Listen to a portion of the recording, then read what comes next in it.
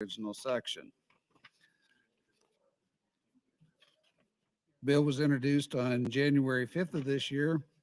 It was referred to the Revenue Committee, placed on general file with no committee amendments. The bill was under consideration yesterday. At that time, Senator Matt Hansen had offered a AM 1656.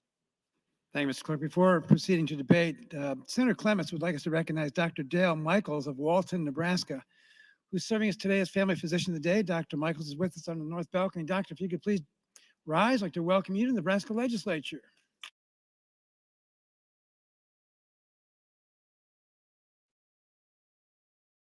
Senator Breezy and Senator Hansen, if you'd like a couple of minutes each to refresh us on where we left off from yesterday. Senator Breezy. Thank you, Mr. President, and good morning, colleagues. Just to summarize what we're talking about here, LB 1107 passed in 2020, created a refundable income tax credit for a portion of school property taxes paid. The total credit began at $125 million for year 2020. And here in year 2021, it's already at $548 million. But current law would require it to reset to $375 million in 2024, and then utilize a different growth formula, the allowable growth percentage, to take effect after that. But this reset back to $375 million would represent a nearly $200 million property tax increase on Nebraskans. LB 723 takes away this reset and puts it for 2024 at the previous year's amount plus the allowable growth percentage, which is capped at 5%. Thank you, Mr. President. Thanks, Senator Breezy. Senator Hansen.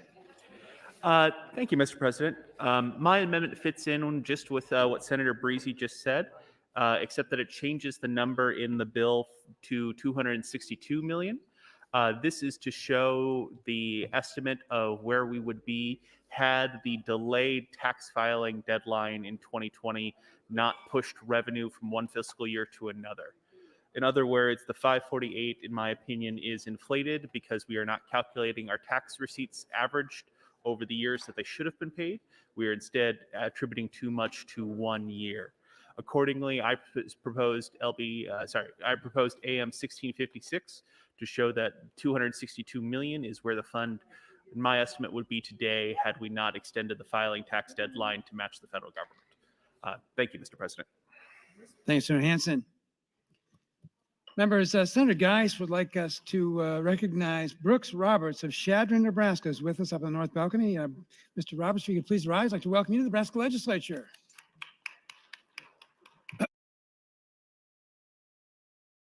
Mr. Clerk. Mr. President, yesterday, Senator Matt Hansen had filed a floor amendment that I understand he wishes to withdraw. 64.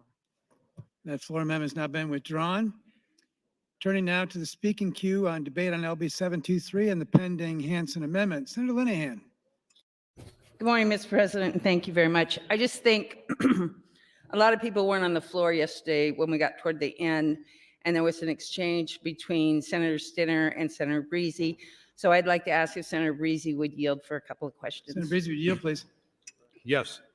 So yesterday, toward the end of debate on this bill, you and Senator Stinner reached kind of an agreement, understanding that if we pass this from general file, you would have an amendment to address some of Senator Stinner's concerns by the time we got to select. Did I understand that right? Yes, that is correct. Could you kind of explain what the agreement is? Yes.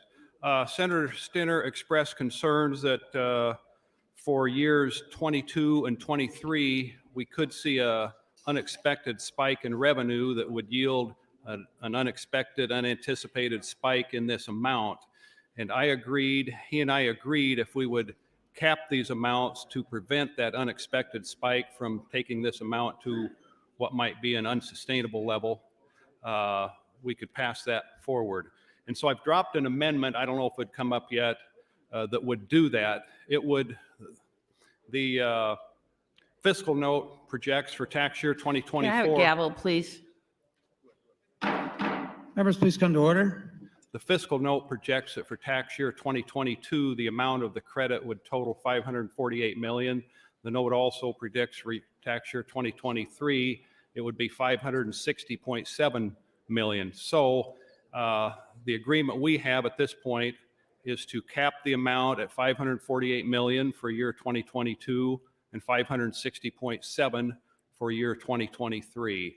And we talked about a cap, but we're going to go just directly to those amounts. So for 2022, it would be 548. For 2023, it would be 560.7 million. And then from there, it would grow or not grow under the terms of the green copy of the bill. So, because if I understood right, when Senator Stinner was explaining yesterday, if we don't do this and we just leave the law as it is, then if our revenues, all the revenues, now that the rainy day fund is where it's at, all the revenues over 3.5% would go into the 1107 property tax credit, right? Yes, that's correct. And that could be a considerable amount of money, much more than the fiscal note shows, right? Yes, there is a possibility that that could occur, yes. So in reality, this is, I think, a very good agreement we've come to, because it protects from it getting even a lot more, and yet it guarantees that we don't go backwards. Yes. That'd be Thank you. Very good assessment. Thank you, Senator Breezy. Thank you, Senators Linehan and Breezy. Senator Erdman.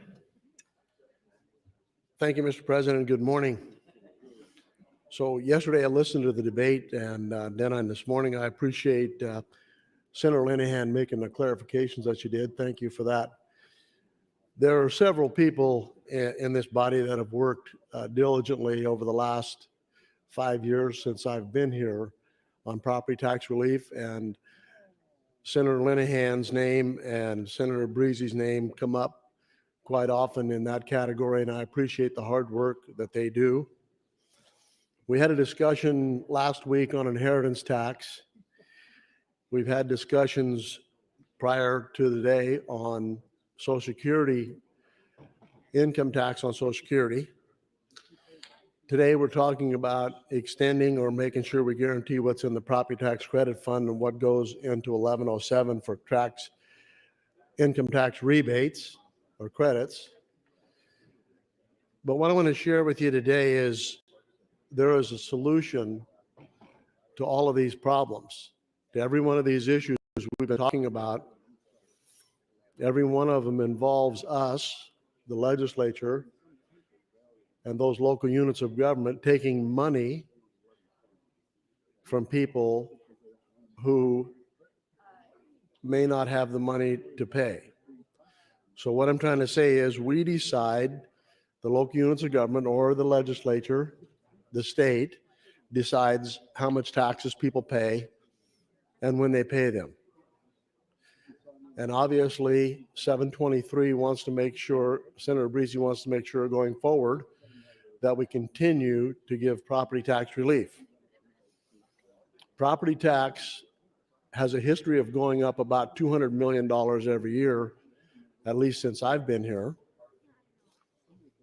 And so every local unit of government continues to get all the money they want because they know that they can collect the property tax that they ask for. So what we need to do is overhaul our tax system. And then if you would think about it, probably 50% of all the bills that are up for discussion on this floor and that are introduced have to do with taxes and the way we collect taxes. So if we take a look at our current broken tax system, and we all agree that it's broken, and I would say that'd be hard pressed to find anybody that doesn't believe that it is, and we fix that to where those who are paying the taxes decide how much and when to pay it, instead of those who collect the taxes telling us how much of our money to give them.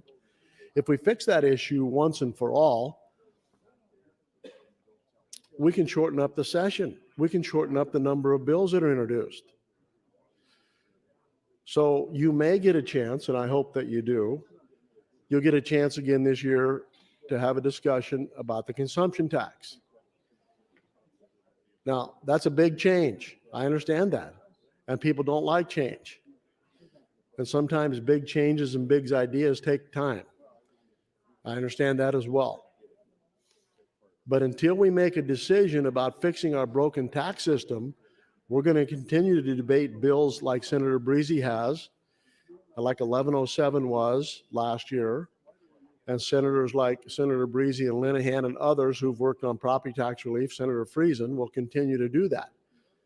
Because we all said to those people who voted for us, that was our goal, is to reduce property tax. Well, I don't think you can reduce property tax any more than the consumption tax does. It goes to zero. 1 minute. And so we need to look at what we're doing as far as fixing our tax system. And I am going to support 723 because it's the best thing we have going. But there is a better way. There is a better way. There is a solution. We've defined the problem. We understand the problem, that the system is broken. And I'm offering you an opportunity to fix it so we don't have to continue to do these kind of things year after year. Because we all know what the definition of stupidity is. Okay? You keep doing over and over what you've always done and expect different results. Thank you for your time. Thanks, Senator Erdman. Members, I'm going to pause the debate for just a moment. We have a special guest with us today. We have with us Michael McCabe, who's the Midwest Director of the Council of State Governments. Mr. McCabe is with us in the north balcony. Sir, if you could please rise, I'd like to welcome you to the Nebraska Legislature.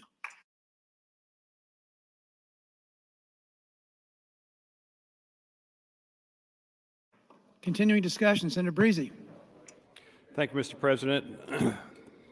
Just briefly, I've dropped a floor amendment that reflects what Senator Stinner and I talked about on the mic yesterday, what we've agreed to. It reflects what Senator Linehan and I described in our conversation on the mic here. And I would suggest that what we've arrived at really is a good resolution of the concerns that Senator Stinner set forth yesterday. It protects the state from an unexpected spike in revenue that would yield an unexpected spike in this program that might be untenable. But it still prevents the property tax increase on everyday Nebraskans through the mechanism of 723. And we need to remember that the income tax credit of 1107 is direct tax relief for all Nebraska property taxpayers. It's not weighted to any one group. It's the same percentage of school taxes paid for every taxpayer. It's a very fair and equitable mechanism. We really need to get this done. I think Nebraskans deserve no less. Thank you, Mr. President. Thanks, Senator Breezy. Senator Groney.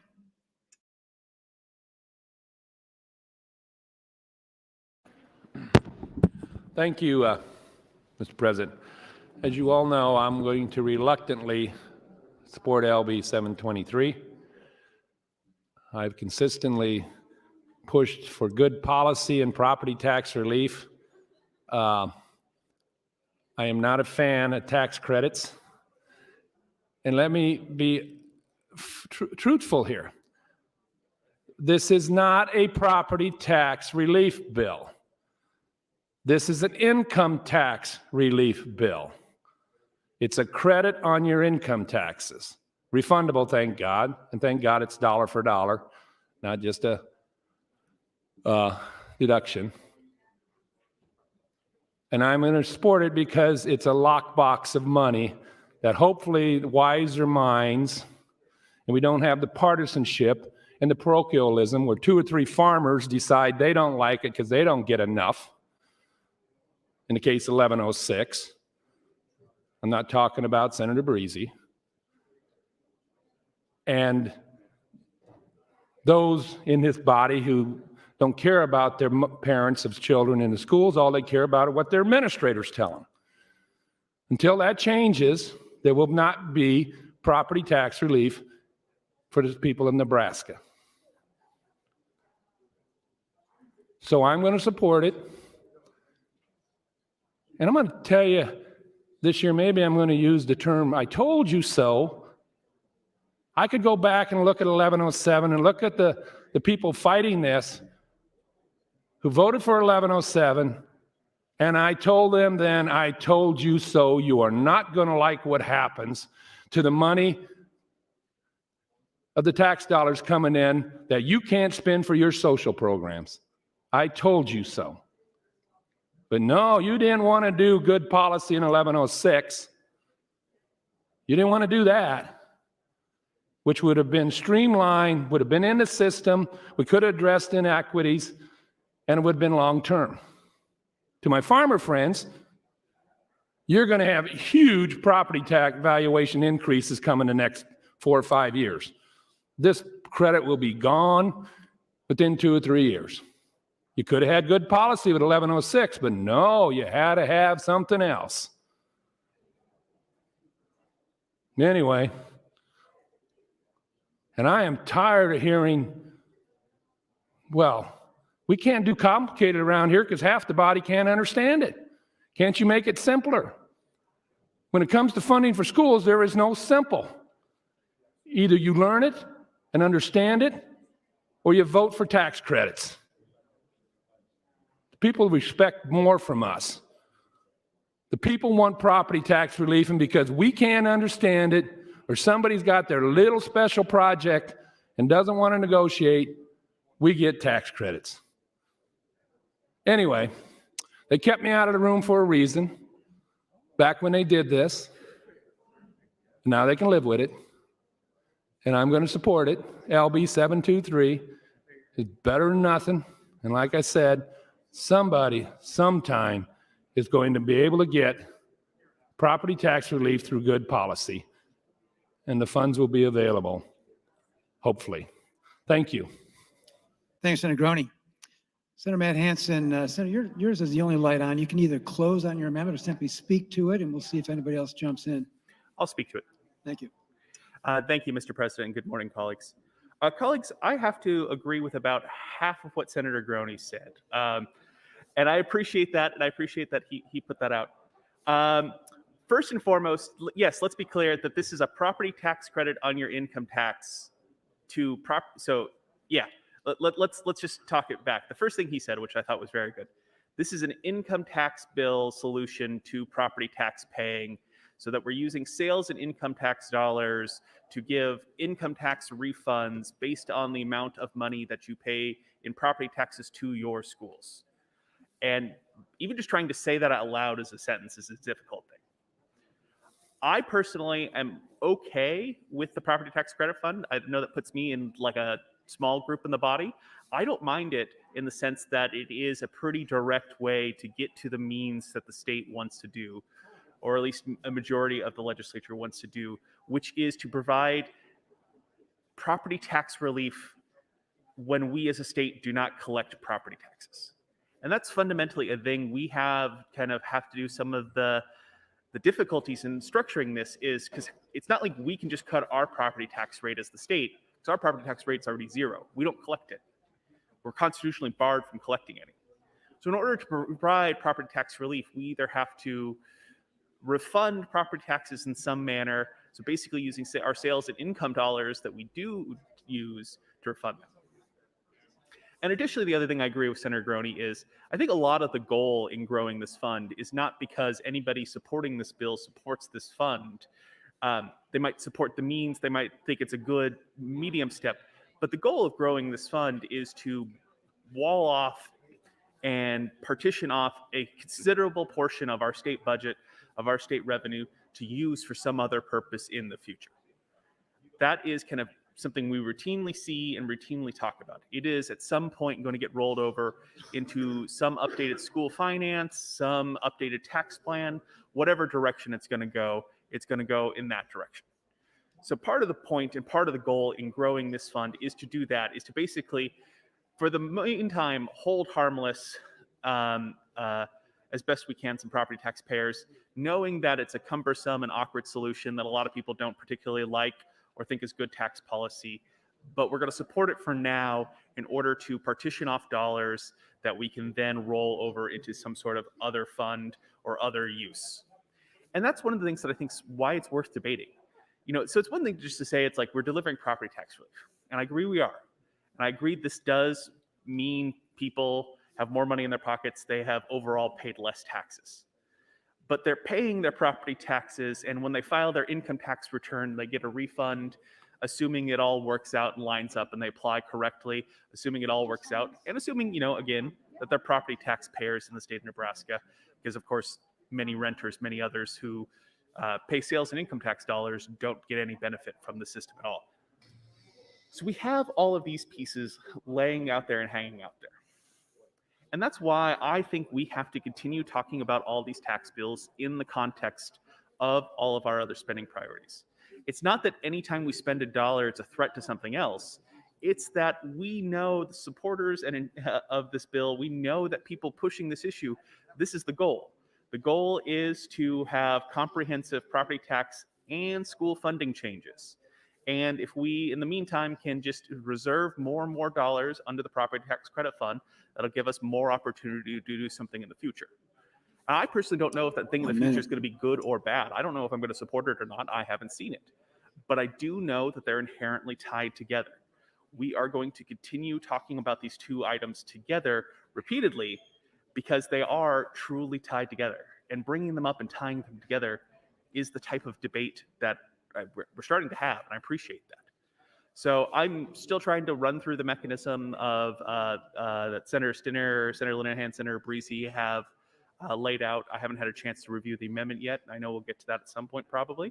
But again, this is not just a simple, let's cut people's taxes. This is a layered credit being applied in different ways that's really intended to partition off revenue for other purposes in the future.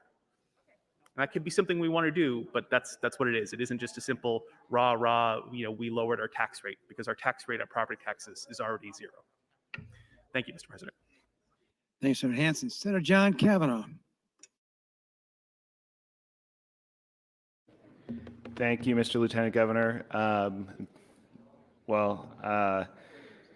glad we've taken some time and people talked overnight, and I appreciate the work towards some sort of compromise on this, and I appreciate the explanation from Senator Linehan and Senator Breese about the reasons and justification for the compromise. And again, I haven't had an opportunity to look at it, but I was sitting here listening, and I'm listening to Senator Groney and talk about what exactly this is, and I guess I was sitting here working about thinking this through, and maybe I'm thinking out loud, and somebody else could respond to this, but we have had a couple of conversations in the year and a half that I've been here about creating a more favorable tax climate to incentivize people to move here. And we had a conversation last year about the corporate tax that I was heavily involved in. And there was a conversation about when businesses are thinking about moving somewhere, they look at the top line, they look and see what the tax statuses are in the state.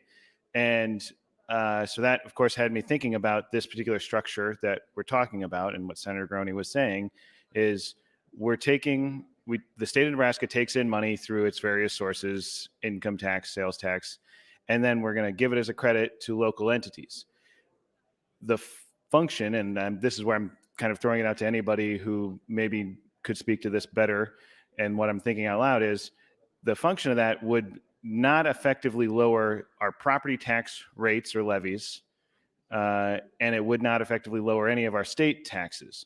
It would, in fact, leave them both the same or have a product of resulting in higher state taxes, income sales taxes at some point, so I guess my question is, as it pertains to specifically the issue of how our tax system is perceived in Nebraska, does this put us in a better position to attract businesses, attract people to come here? Because if people are looking, if someone's looking to move to Nebraska and they say, oh, the property taxes are so high, this doesn't actually have the effect of lowering property taxes. And I'm not going to ask anybody that question directly. I'm just going to say if somebody wants to think about it and respond. But maybe I'm wrong is why I'm saying it this way, but it wouldn't actually lower any levies. It wouldn't actually lower any amount that cities or counties or municipalities or school districts are taking in. So on paper, property tax, the take would look the same. And conversely, from the state has an obligation to meet the amount of money that we're saying in this fund, as well as all of our other obligations. So at some point, if we get to a point, or the state funds are going to be required to fund this project. So both our income tax and our property tax will not go down as a result of this, even though we are giving people a benefit of a lower income tax bill. On paper, you're not going to see that. And on property tax on paper is also not going to go down. So that's kind of, I'm trying to think my way through that kind of idea and conversation around this. And so if somebody could enlighten me as to that subject matter, I would appreciate it. But I was originally rising to speak about, I'd been talking yesterday about the federal funds that have been coming through, the 11 billion in ARPA and CARES Act funds. And then there was addition, and I was just trying to pull it up as I got called here, but I think it was, it's about $625 million is the amount of direct payments that have gone to Nebraska families as a result of the child credit that the federal government had for the last year that is now expired, which is another $600 million essentially 1 minute. that is not going to be coming into the state, that we are, of course, that got spent, came into these families. They spent it on childcare, they spent it on food, they spent it on their car, gas, heat, all these things that then obviously get spent in the Nebraska economy. Sales tax was charged on that. Income tax was charged on the employment of the individuals that they spent that money at those institutions. And so the multiplier effect of that money, the $600 million from the federal government, is not going to be there going forward. And of course, again, I'm saying we need to take into account the fact that we have a bunch of federal money that's come in over the last couple of years that is not going to be continuing to be here. And so I want us to be careful about making these sorts of decisions long term in considering that money. So that's 2 points. I probably pushed my light again. Thank you, Mr. Lieutenant Governor. Thanks, Senator Kavanaugh. Senator Michaela Kavanaugh. Thank you, Mr. Lieutenant Governor. Good morning, colleagues. I'm probably not going to support Senator Hansen's amendment. Now that I've looked at it, I didn't know yesterday for sure, but I'm leaning towards no. And at this point, I'm not going to support LB 723. However, things could change in the future. I first want to speak to some things that I said yesterday. I maybe was a bit hyperbolic when I said that this was a fake fund. It is not a fake fund. It really exists. What I meant was that it is a fund that is for a tax that the state doesn't levy. So it's not fake. It's probably maybe more disingenuous that we were giving a tax credit for a tax that we don't actually levy. But that aside, I'm not opposed to property tax relief. I'm not opposed to what Senator Breezy is trying to do. This particular type of property tax relief is in fact directly tied to education, because if it weren't, it would be like the other state property tax relief where you get that credit on your property tax statement that says that the state is giving you X amount of dollars. So if you currently own property and you get your tax statement from the county of what you owe, there is a state credit on there. This credit is in addition to that, and it's tied directly to your school district and how much you pay in property taxes to your school district. So that's how this particular property tax credit becomes intertwined with education specifically. But that's not my problem either. I just don't agree with this way of doing taxes and reimbursements. Because the state collects income tax, I believe that income tax cuts and income tax credits are a much more direct impact to the people of Nebraska for the taxes that they're currently paying. So if we wanted to actually do property tax, I believe, and I don't think I'm alone in this, but I believe that we should be funding government at a state level, especially taking back some of those things that we cut in 2008 during the financial crisis and pushed down to the local level, which is why our property taxes are so high. So if we are doing so well in Nebraska, we have such a robust income into the state, then it's probably indicative that we aren't funding things at the lower government level the way that we should. That said, my issue today is that what others have expressed, which is this is just too soon. I am not wedded one way or the other to whether or not 723 passes. I just feel very concerned about having this conversation before we know anything about the budget and we know anything about the fiscal forecast. And that's really where I'm standing right now in opposition to this bill. So it's not even really on the merits at this point. It's about the timing. And I think the word filibuster was used yesterday. I'm not certain that this is a filibuster entirely. I think this is actually a conversation about, can we do this a different way? Can we hit pause? Can we come to an agreement? I don't know if Senator Breezy has 33. I don't know if there's an opposition of 17. I haven't counted because I'm just 1 having a minute. conversation here. Now, if we get to hour 7, probably we'll want to figure that out. But right now, I just think it's about having a conversation about whether or not we should be doing this bill right now, or should we be holding on to it for a few more days? So with that, I will yield the remainder of my time. Thanks, Senator Kavanaugh. Senator Matt Hansen. Thank you, Mr. President, and good morning again, colleagues.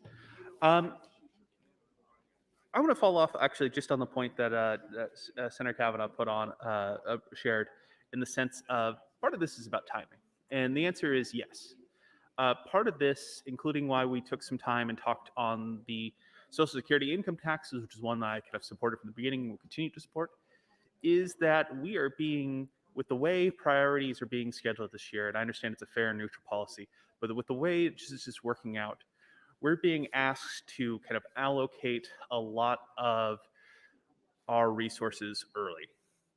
And the reason that I think that's worth taking some time and talking is we see this process over and over again, in the sense of, well, let's just get it to select. Let's just get it to select and we'll work on it. Okay, and then when it's on select, it's like, well, it's already in select. We've already debated it. Here's an amendment that maybe does some of what some people want. That's good enough. And then there's pressure to do that. And there's people who get a tiny bit of an amendment who then feel lots of pressure to vote for a bill they have some hesitation on because they negotiated a small piece of it that doesn't necessarily change their bill substantially or doesn't necessarily eliminate their opposition even, but they worked on the process and there's pressure on them to move forward. And then, of course, by any time anything reaches final reading, if you haven't filibustered or taken it kind of to the end on prior rounds, it's bad form and also just flat out difficult to try and do something on final reading. This is why taking some time on general file, talking about these issues, to me is very important. We need to look at things comprehensively. And so when we have floor speeches, as we've had this morning, saying the benefit of LB 723 is it locks in property tax credit funds that a future legislature can repurpose for a different purpose. That's one of the things that I just kind of want to flag broadly for the public, for the media, for anybody who's watching, that, you know, sometimes the debate is about the four corners of the bill in front of us. Sometimes the debate is about the big picture. Sometimes it's about things in the middle. For me, it's a bit of all three in this bill. We can't divorce this debate from discussions on overall state priorities. And I understand property taxes are going to remain a priority of this legislature. They have been my whole term. I've voted for pretty significant property tax relief, including 1107. But we also know school funding. We also know all sorts of other projects are going to be things that this legislature is going to focus on. And at this point, a lot of the key bills that we're going to be debating later this session haven't even necessarily had their hearings yet, let alone had some sort of fiscal note or any other, analysis, priorities declared, plans moving forward. And so a little bit, it's kind of trying to guess what the rest of the session is going to be like when we're asked to do these things. Part of the thing I also wanted to talk about is the timing is, 1107, part of the reason I ultimately got on board with 1107, it had a lot of things I liked. It had some things I didn't like. It had some things that I worked heavily on. It had some things that I didn't work on at all. And it was tough when we had a package like that, because kind of just like I had said earlier in the beginning of the speech, of things start picking up momentum, and then people who make tiny adjustments or make small improvements, maybe even just make a good governance thing, not necessarily their own policy belief, an effective safeguard, an effective guide rail, all of a sudden then start feeling the obligation to support the package because, well, they conceded, they compromised with me, they put this thing in, even if that thing is simply just a good government's reporting requirement or guide rail or what have you. So that's why I had the initial concern that, including yesterday, that there was some concern about LB 723. Thank you. How it impacted the compromise in 1107. I know several people who worked on 1107, I think, still feel that 723 breaks that compromise. In my mind, it does. I understand the intent of Senator Breezy, but there was a reason we picked the numbers in 1107. It was our best guess at the time for state budget solvency. And again, I maintain that a lot of the numbers that 723 is being based on aren't actually kind of sound revenue projections. They are momentary blips and other things that are happening that we cannot count on repeating. I really appreciate that we're having some discussion. I really appreciate Senator Breezy's already started working on some stuff. Be interested to see those amendments, but that is why bills like this deserve the scrutiny they get. Thank you, Mr. President. Thank you, Senator Hansen. Senator John Kavanaugh. Thank you, Mr. Lieutenant Governor. I just wanted to get back and make sure that I finished the thought about the child tax credit that I talked about, and I pulled this report. So there's a report from Congress that, well, it's hard to read, but it's the Joint Committee, Economic Committee, estimates in advance of child tax credit distribution by congressional district for 2021 for Nebraska. And essentially it was the tax credit with the value of $2,000 per child up to $3,600 per child under 6, and $3,000 per child 6 and older. And just the top line are $625 million to the state of Nebraska that would go to 223,000 households. The average payment in December was $479 a month. And so by congressional district, in the first district, 137,000 children. Second district, 148,000 children. Third district, 127,000 children. And that was $207 million went into the first congressional district in the form of the child tax credit payment in the year 2021. $225 million went into the second congressional district in 2021, and $193 million went into the third district. And that is money that is no longer coming because it was not renewed in any of the bills that have gone through Congress at this point.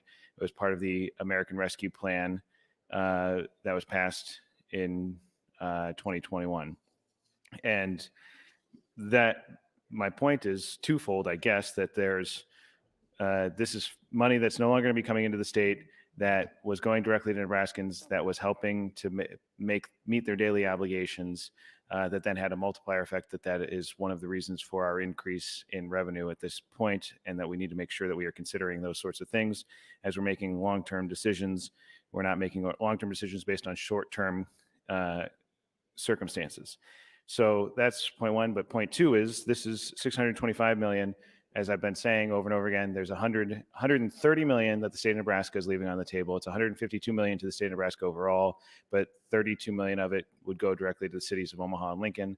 And it's my understanding that they can pursue those separately. So it's $120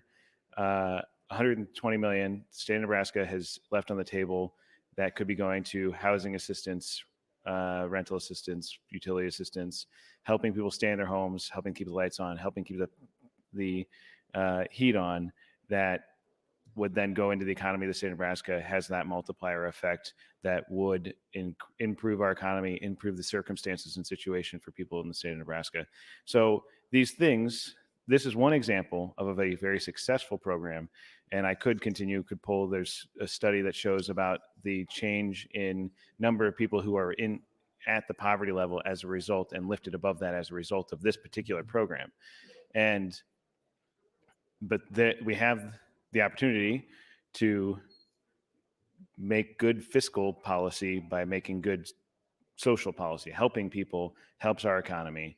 And those are the types of opportunities that we should take going forward. We should make sure that we are taking every opportunity to get the money from the federal government that we are entitled to and spending that on our citizens, and making sure that the programs function as they are intended, efficiently, effectively, get the money in the hands of Nebraskans so that they can actually see a better life than they have without that opportunity, without that help.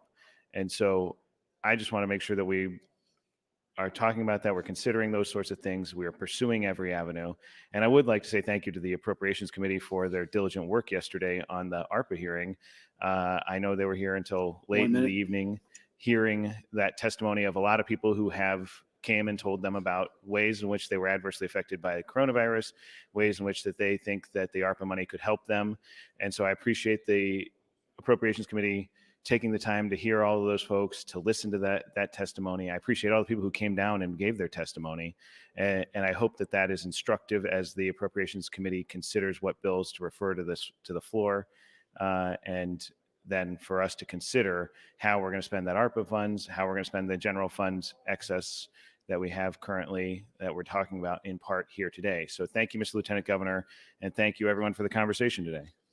Thank you, Senator Kavanaugh. Senator Morfeld.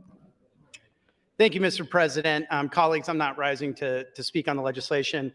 This last weekend, we lost a really good person and public servant, Bob Whitehouse. He was a regent for many years, and he was also just a passionate educator, leader, public servant, and just a really kind and humble person. And I think, the state of Nebraska really owes a debt of gratitude to him and his family. I have a resolution here that about 2/3 of the legislature has signed so far. I'm going to leave it on my desk. I would ask that if you haven't signed it, if you could, that'd be great. I'm going to be filing it here today before we adjourn. But I just wanted to take a moment and recognize Bob Whitehouse for all of his incredible service to the state of Nebraska and the community of Omaha. Thank you. Thank you, Senator Morfeld. I see no other members wishing to speak. Senator Hansen, you recognize to close on AM 1656. Thank you, Mr. President. And good morning again, colleagues. Colleagues, my goal with AM 1656 was to illustrate a couple points. The first being the point about the tax revenues and specifically the income tax deadline being pushed from April to July to match the federal filing deadline. And the effect that had, because while the federal government is on an October 1st fiscal year, it didn't change for them.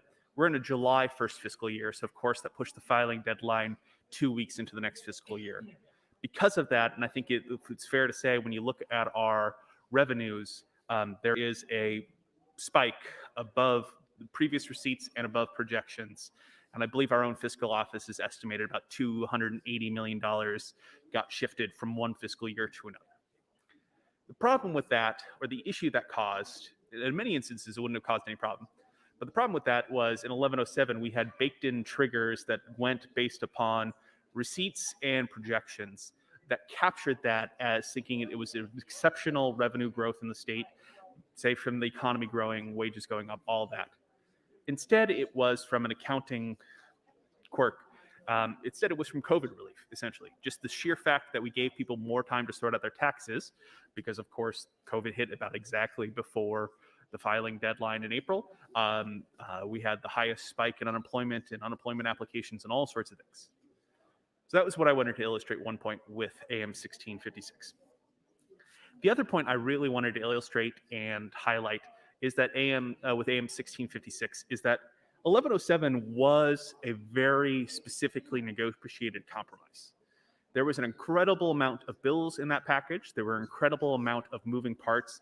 There were an incredible amount of senators who wished to talk or vote or have amendments.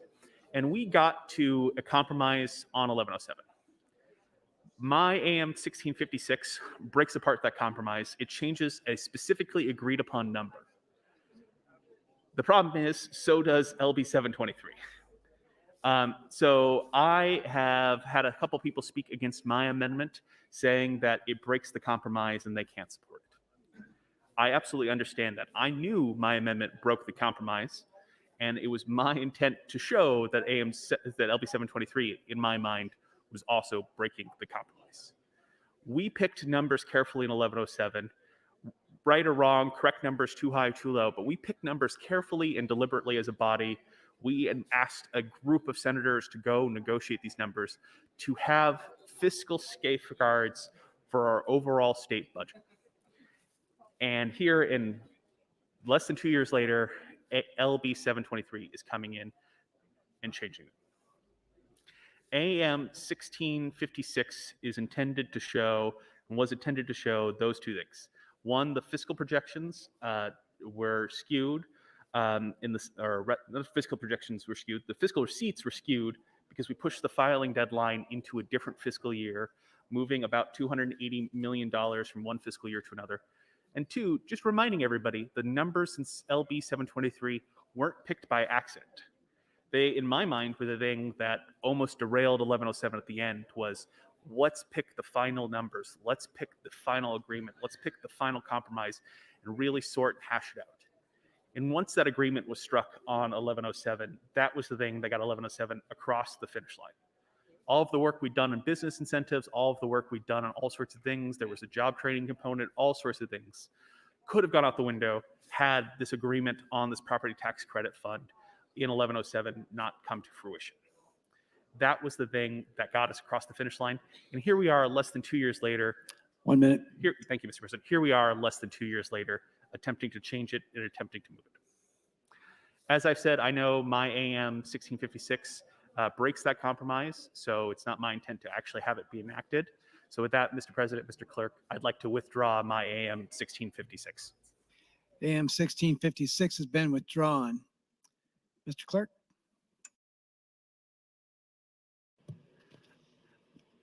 Mr. President, the next amendment to 723 is from Senator Blood, AM 1663. Senator Blood, you recognized to open AM 1663. Thank you, Mr. President. Fellow senators, friends all, I bring forward AM 1663. This is not a poison pill. This is not meant to sink Senator Breezy's bill. What this is, and I have and did speak with Senator Breezy in reference to my amendment, is actually agree with him in what his mission is with this bill. He wants to fix an oversight. He wants to fix a glitch. Those are words that he used when he presented this bill. And so what this bill is actually my bill, LB 688, that has had a hearing and is germane. And what it would do would change the mechanism in the Property Tax Act to operate like the property tax credit, reducing a percent of school district general fund property taxes paid.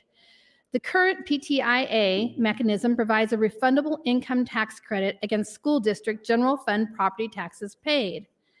This amendment would replace property taxes for each school district in the amount equal to what they wouldn't levy under the PTIA, currently about 25% of the general fund taxes in tax year 2021, and it would not send the credit to the counties like the property tax credit does, giving the relief directly to, it's really unfortunate that there's so many people not listening to this amendment, that there's so many people talking, not paying attention, and this is a great amendment because Nebraskans are getting screwed over right now. So I would really appreciate if people would pay attention. So it would operate much like the property tax credit and replace the revenue eliminated for a school district's property tax base as a result of the LB 1107 credit. I want to let you know that yesterday you received handouts in reference to the property tax credits that went unclaimed. It was actually Senator Linehan's comment in the article that led me to move forward with this bill and now an amendment. I also want you to look at the Nebraska Farm Bureau's webpage that I printed out and look at the process that people have to go through to claim these tax benefits. They don't know how to claim them because it's been made too difficult for them. So again, it would operate much like the property tax credit and replace the revenue eliminated from a school district's property base as a result of the LB 1107 credit. It requires no work from the taxpayer to claim the credit, as opposed to this one-page process I showed you. The property tax credit gives the money the legislature sets aside every year directly to the taxpayer. We're always talking, Senator Breezy, Senator Linehan, about how people deserve their money back, that they need their money that they paid in. But yet on this part of it, we want to make it more complicated for them and make them jump through hoops. That makes 0 sense to me. So this amendment is mirrored off the property tax credit. It would directly reduce property taxes. A key difference, however, is that the relief in this amendment would be sent to school districts instead of counties, because again, we don't want to send unfunded and underfunded mandates to our counties because that bumps up property taxes. This prevents an unfunded mandate from being forced on the counties who currently administer the property tax credit, and replaces the property tax not paid by the taxpayer as a result of the LB 1107 credit. So all this does is eliminate the current mechanism, so our taxpayers don't have to go through this complicated process. And for people to say that, well, why don't they have their accountants handle this for them? In many cases, the cost of using an accountant is more than the amount of money they'd be getting back. But not only that, but that's a very elitist comment. Not everybody can afford an accountant or afford for somebody to prepare their taxes. And some people like me just like to do their own taxes. So we need to make sure that when we do tax relief, that we keep it transparent, that we keep it easy and uncomplicated. And so it would be my ask today that you do vote this amendment onto LB 723. When we had the hearing, there is not opposition. The only concerning comment that I heard was that if we go to this process, people won't know that they got the money or how they got the money. Well, I would counter that with, is that really the purpose of why I'm standing here today? If people have money coming to them, does it really matter how they get that money as long as they get what's owed them? This isn't a bill that is partisan. This isn't a bill that's trying to make a big statement. This is a bill that's trying to make it easier for Nebraskans to get money that is owed to them. There's not going to be a big fiscal note on it because of the process. It's just common sense. And I would ask, who in your districts would complain that we made things easier? If I have money owed to me and it comes in the mail and I'm thrilled with it, I don't care where that money comes from. It's money, it's mine. I'm taking it to the bank. And I think most Nebraskans are that way. I don't think they're going to look at that check. I don't think they're going to look at that incentive at the break that we give them and go, I wonder who gave me this money. I just don't think that's practical. So I am asking, because I don't think this was done purposely, that we simplify this process. Look at the handout I gave you yesterday. Look at the steps that are required to get your income tax credit. The Nebraska Farm Bureau had to do a whole web page on it because it was so complicated. I've traveled all over Nebraska and people keep asking me, how do I get that money?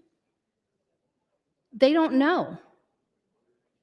I don't care if the state owes you $10 or $1,000. It's your money. And so it would be my hope for those that have not been paying attention that you look at the amendment and you come and talk to me, because this is a simple bill that makes things simple for Nebraskans. Are we purposely making it hard on them? Was that our original intent? If so, I'm disappointed. If not, let's fix it. And we can fix it with this amendment. So friends, I'm asking you to please amend 1663 into LB 723. Tell Nebraskans that we understand when we make a mistake that we can easily fix it with good policy. And consider voting green today on AM 1663. Thank you, Mr. President. Thanks, Senator Blood. Mr. Clerk. Mr. President, I do have a priority motion. Senator Michaela Cavanaugh would move to bracket the bill until March 17, 2022. Senator Michaela Cavanaugh, you recognized to open on your motion. Thank you, Mr. Lieutenant Governor. Colleagues, this is a specific date chosen for a specific reason. It is after the forecasting board meets. My intention with this is genuine. And I'm not going to filibuster this amendment or this motion because I would like to get to a vote on it. My intention is to just hit pause on Senator Breezy's bill and wait until after the fiscal forecasting. I don't want to take this to cloture and have his bill fail on cloture and then be done. I would rather that we just wait until the fiscal forecasting board, as we've heard from the appropriations chair, and then we can have plenty of time to move it to select before even day 50. So that is why I picked March 17th. I am reading Senator Blood's amendment, and I am extremely intrigued by it because it might actually bring me, of all people, on board with this property tax credit fund.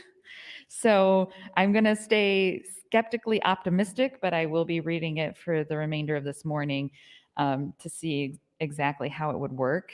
Because then I would say that she achieved something that I never thought was achievable of bringing me on board. So we'll see, TBD.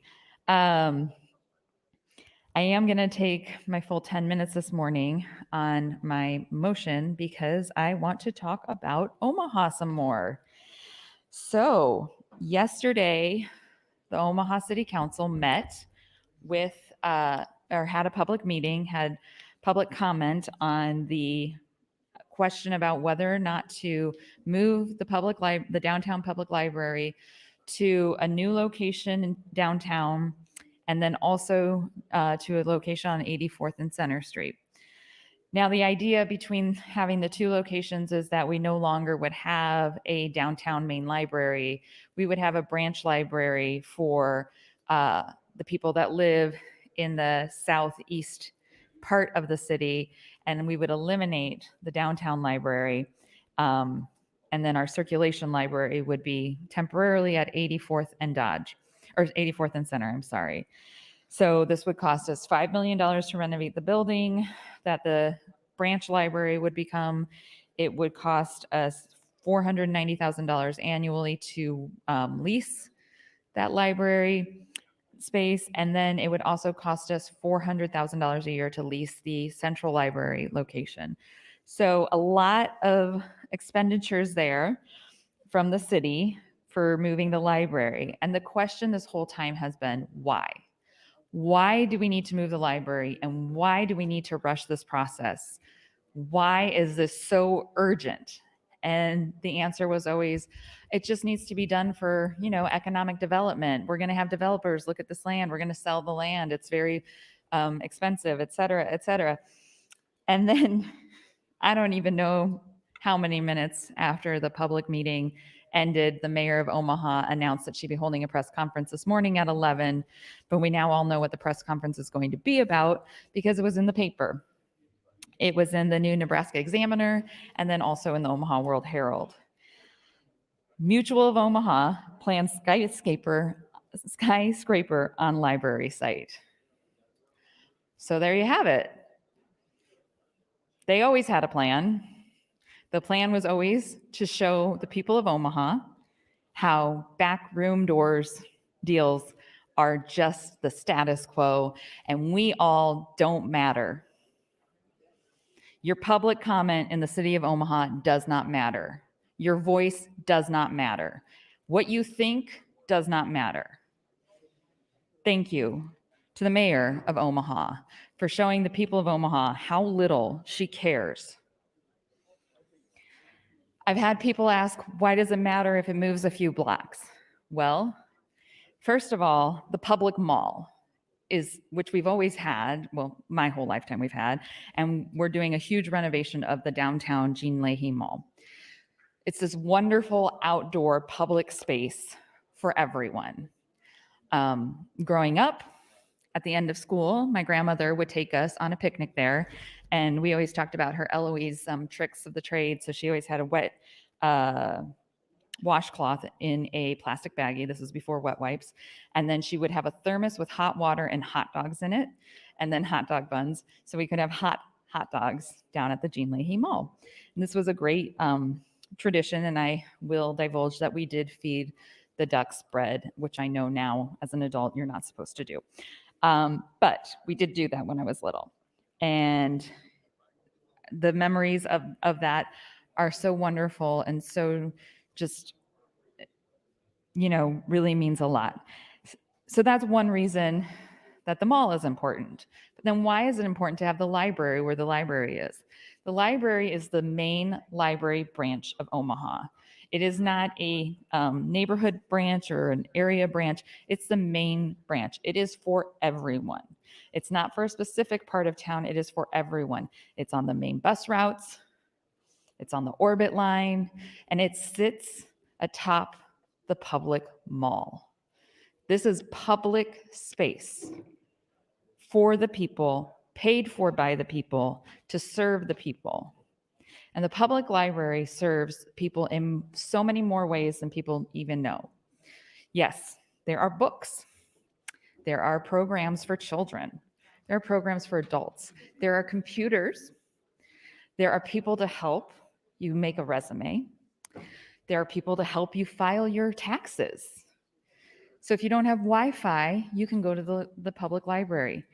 In the dead of winter like now, you can go there to warm up. You can have a sense of community. You can get help and resources. And the people at the downtown public library look like everyone. Everyone is represented there. I don't know why we would want to take that away. I don't know why Mutual of Omaha would want to participate in this disgraceful injustice to the people of Omaha. It is so disappointing. I am sorry to the people of Omaha. You should expect and demand better of your elected officials. Policies, programs shouldn't be decided behind closed doors. They should always be in the light of day. They should always be transparent. And when you come and share your perspective, it should be valued and taken into account. I hope that this legislature will rise to that level. I have faith that we can. And I'm just sorry that my hometown couldn't do that for the people. I will yield the remainder of my time. Thank you. Thanks, Senator Kavanaugh. Senator Linehan. Thank you, Mr. President.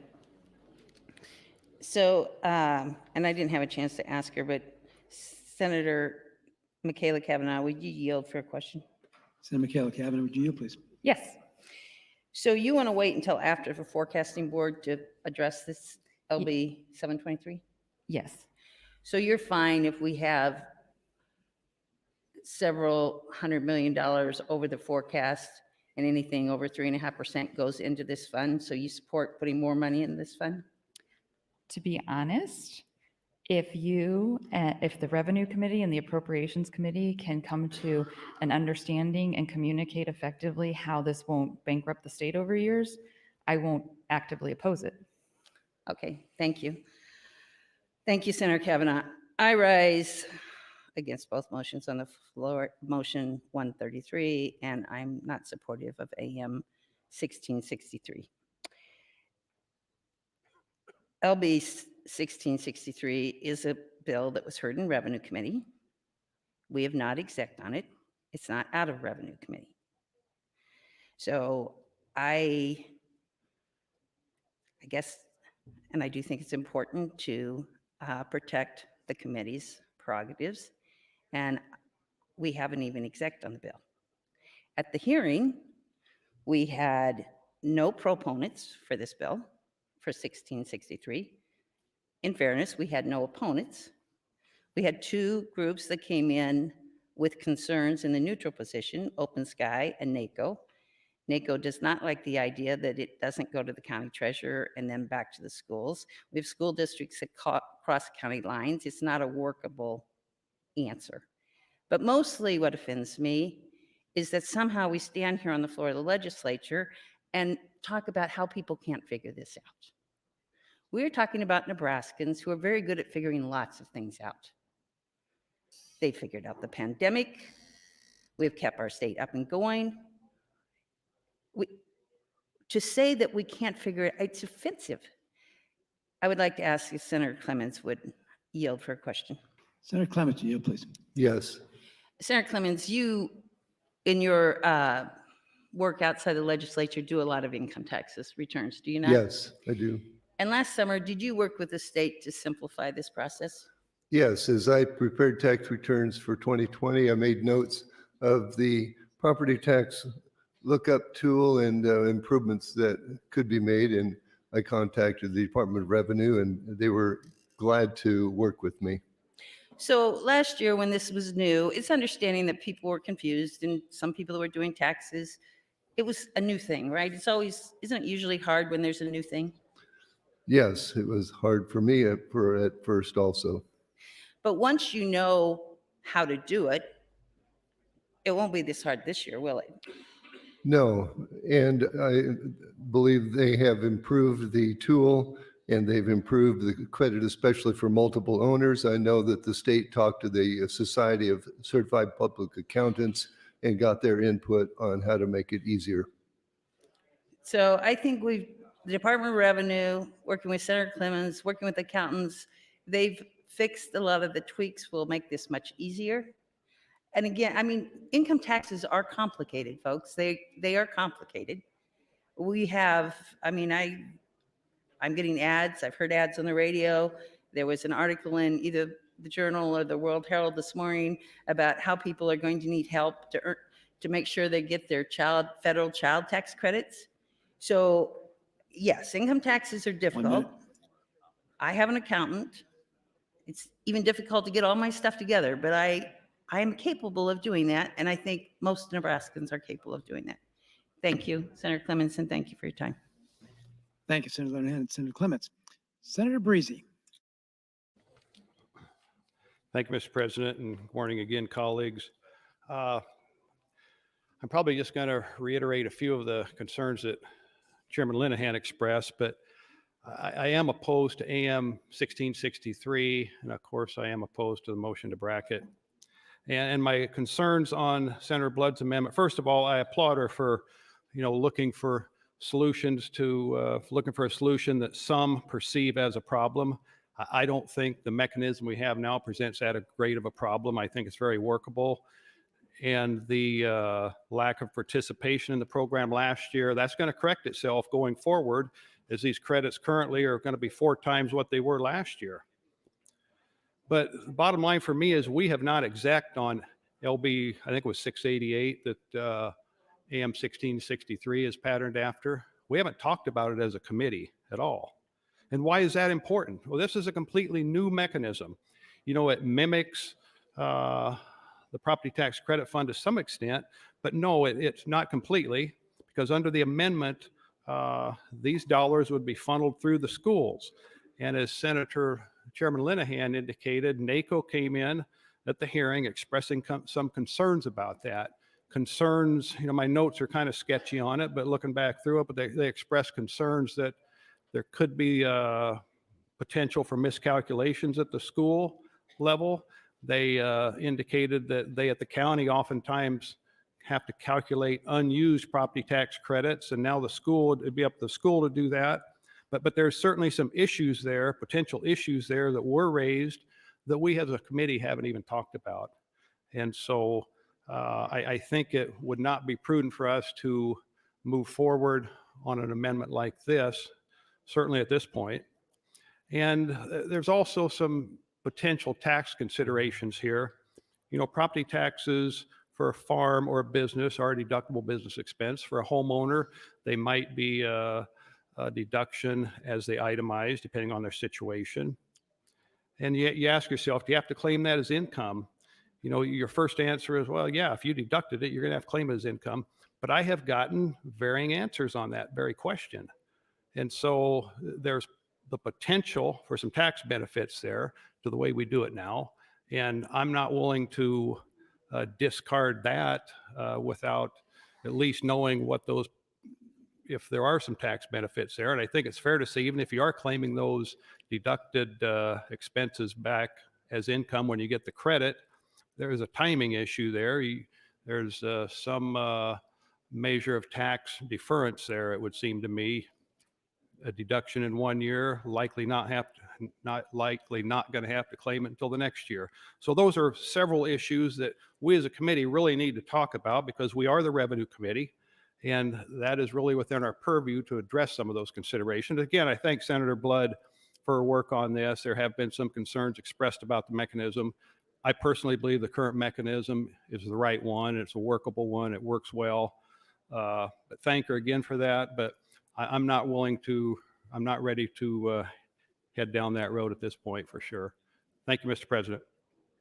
Thanks, Senator Breezy. Senator Blood. Thank you, Mr. President. Fellow senators, friends all, first I want to express my disappointment because I did talk to Senator Breezy about this amendment yesterday, and Senator Breezy at that time did not say, Senator Blood, I'm against that amendment. I want to point that out. We bring amendments to the floor all the time. And the first thing you hear with amendments is, we can't accept that amendment because it hasn't had a hearing, Senator Blood. This had a hearing. And with all due respect, could I wait until it gets out of committee? I absolutely could. But there seems to be this weird dynamic this year where we're pushing to get particular people's bills out before everybody else's, because there's obviously a mission that we weren't all cued in on. And we know that that's true. And I respect that, and good on you on strategy. But what I'm listening to right now is concerning, because if we follow the current trends, there's going to be $200 million in unclaimed funds if we don't fix this mechanism. To sit here and say, yeah, it's fine. Well, gosh, that takes me back to Meade, Nebraska, right? It's fine. They're only poisoning us a little bit right now. Let's just keep telling them not to do it. And then 12, 13 times later, we know what happened. This wait and see approach, this elitist approach, is not one that I find acceptable. You can say the mechanism is fine, but it's not. There is a lot of unclaimed money, and that is unacceptable. And all we're doing, and this is what's weird about it and why it concerns me that people are coming out against this, is making the process transparent, making the process easy. And I think it's kind of ridiculous. Senator Clements, I give you lots of respect for the fact that you do taxes, but you are not our tax expert in the body. You worked with some people and you tried to make it easier. Well, good on you, but that's not policy. That's not state statute. Do you want me to start listing all the things that I've worked on in the last 30 days to make better in Nebraska? It's not statute. It's my job to help make things better. And so when I hear stories like that, I get a little perturbed. This mechanism doesn't work. This mechanism isn't transparent. And when NACO came out against it, they were more concerned about how it was going to affect them as a county. They're left out of the picture. They don't have that concern. This is going to the schools where it belongs. So I'm not going to put up pretend red flags. I'm telling you what I hear out on the streets. What I hear out on the streets is people don't know they have money coming to them. What I've heard in this body is we don't want to change it, Senator Blood, because they're not going to know where the money came from. I can't get my brain wrapped around that reasoning. If Senator Breezy was standing here and said, I want to amend my bill, and I want to make sure that when we fix all the oversights, when we fix all the concerns that we happen to miss, that we fix all the concerns that were missed, you'd be like, all right, let's vote green. But now, when he tells you today, I'm not necessarily for it after several people get in his ear, by the way. I do have eyes, Senator Breezy. All of a sudden, it's a bad amendment. I don't understand how something so simple that creates transparency, that puts money, real money, into the pockets of our taxpayers is controversial. And I tend to wonder if it's because I'm a different party, because we've seen amendments like this soar through. And I'm really, Senator Breezy, disappointed because we had the opportunity to talk about this yesterday. And There is nothing wrong with this amendment that is going to sink your bill. In fact, it's bringing some people on who weren't originally going to support your bill. And I guess that that's not what you want, and I can respect that too. But I have never been anything but honest and transparent about my amendment. I have not been trying to sink your bill. I have not participated in the long discussion on your bill, because all I'm trying to do is what's truly best for Nebraskans. And it is not best for Nebraskans to not make the process simple and to not make the process transparent, period. Thank you, Mr. President. Thanks, Senator Blood. Members, Senator McKinney would like us to recognize some guests today. We have with us 30 students, 6th and 8th grade, from the Jesuit Academy and Holy Name School in Omaha, Nebraska, as well as 4 teachers. Those guests are with us in the North Balcony. Could they please rise so we could welcome you to the Nebraska Legislature?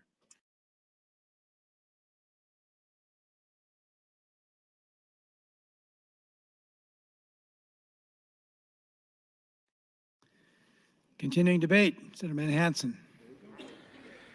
Thank you, Mr. President, and good morning again, colleagues. I wanted to rise and talk about AM 1663, Senator Blood's motion. So I should say I rise in general support of that amendment, as well as rising in support of Senator Kavanaugh's bracket motion. And 2 things I'd like to, I guess, get on those back at a time is, 1, bracket motions can be used for their intended purpose, which is simply to delay a bill until the body is allowed to vote for it. Times in the past, bracket motions have been to the very last day in session, which makes that effectively a kill motion because you can't pass all 3 rounds of debate in the very last day. But if you're, say, delaying it till halfway through the session, or a day, a week, a month, and leaving enough time for all 3 rounds of debate, it can simply just be a bracket. In Robert's rules, you might call this a table to a time certain or something like that. You're tabling it till the next meeting. In our case, we are tabling it until we have a revenue forecast.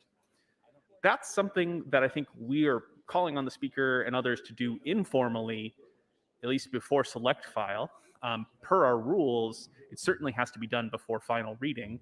My understanding on general fund impacts have to be passed after the budget.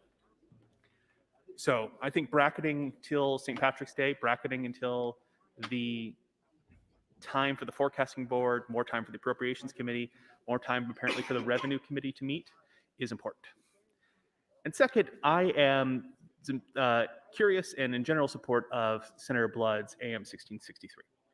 The one argument against it that I've heard that I'm most sympathetic to is that it's still in committee and they haven't had a chance to exec upon, which in my mind shows the kind of general concern we are with this bill and the process we're having. This bill got out so early, so fast, and is so consequential that potential kind of fix-it, compromise, olive branches are being rejected as not possible because we haven't had time to talk about them.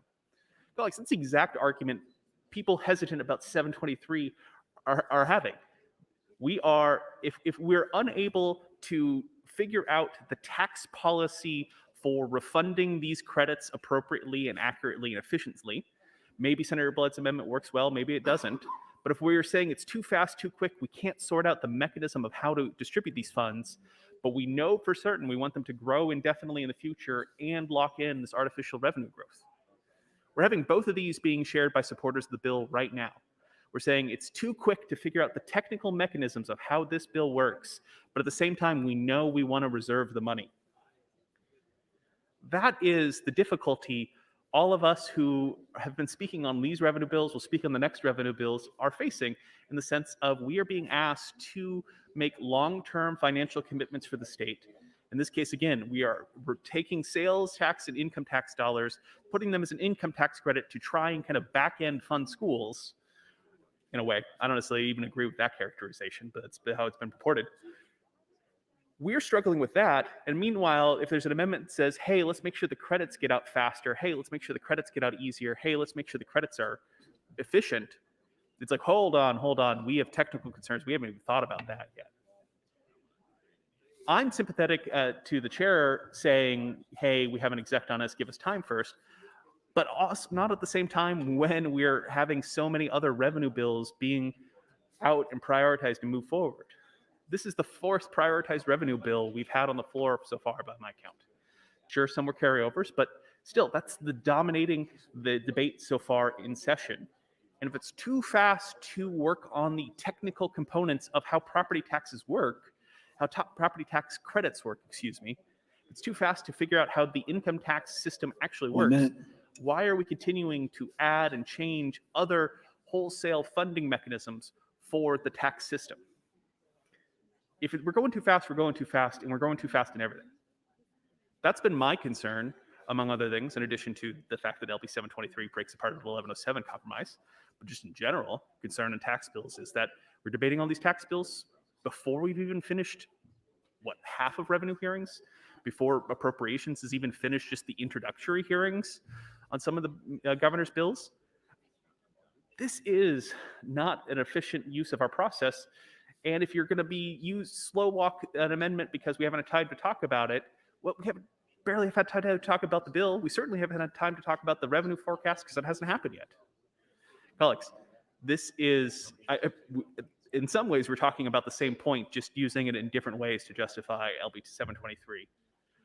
So with that, I do rise in support of the Blood Amendment and the Kavanaugh motion. Thank you, Mr. President. Thanks, Senator Hansen. Senator Michaela Kavanaugh. Thank you, Mr. Lieutenant Governor. So again, just reminding people that this motion brackets this bill until March 17th, which in addition to being St. Patrick's Day and my cousin's birthday, is also after the forecasting board meets. And so we would have a clearer picture of the landscape financially. However, my real motivation for doing that is that we don't get to this on select too quickly, because once it's on select, we can move things so fast. So if we had a commitment that this wasn't going to be scheduled until after the forecasting board, then I would withdraw everything and sit down and look at Senator McKinney's bill that's next on the agenda. It's my understanding that that's not desired. So instead, I'm going to leave my motion up here, and it's up to the people in the body if we get to a vote to it today or not. I won't make another motion to bracket, mostly because I can't. That's in the rules. Once you vote on a date certain bracket motion, you can't put another one up. That's a trick of the trades that our former Senator Ernie Chambers and our illustrious clerk's office taught me. So going back to Omaha's Public Library, I just want to continue to remind the people of Omaha that there are people in elected office that care about what they think. And even though yesterday and today in the city is disheartening, I hope that you understand that you can continue to contact your more receptive elected officials. And I know that there were those on the city council yesterday that were actively listening and engaging with the people that were in opposition to the moving of the downtown library. And I should note that the mayor's announcement not only came immediately after the public comment that was hours and hours and hours of opposition to the move, but it also came before the city council has even voted whether or not to approve it. So talk about the cart before the horse. Since I want to get to a vote on this, I'm probably not going to speak again on this motion. And if this motion passes, then we'll move on with our day. And if it doesn't, I might get back in the queue. So for now, I will yield the remainder of my time to Mr. Lieutenant Governor. Senator Blood, you recognized.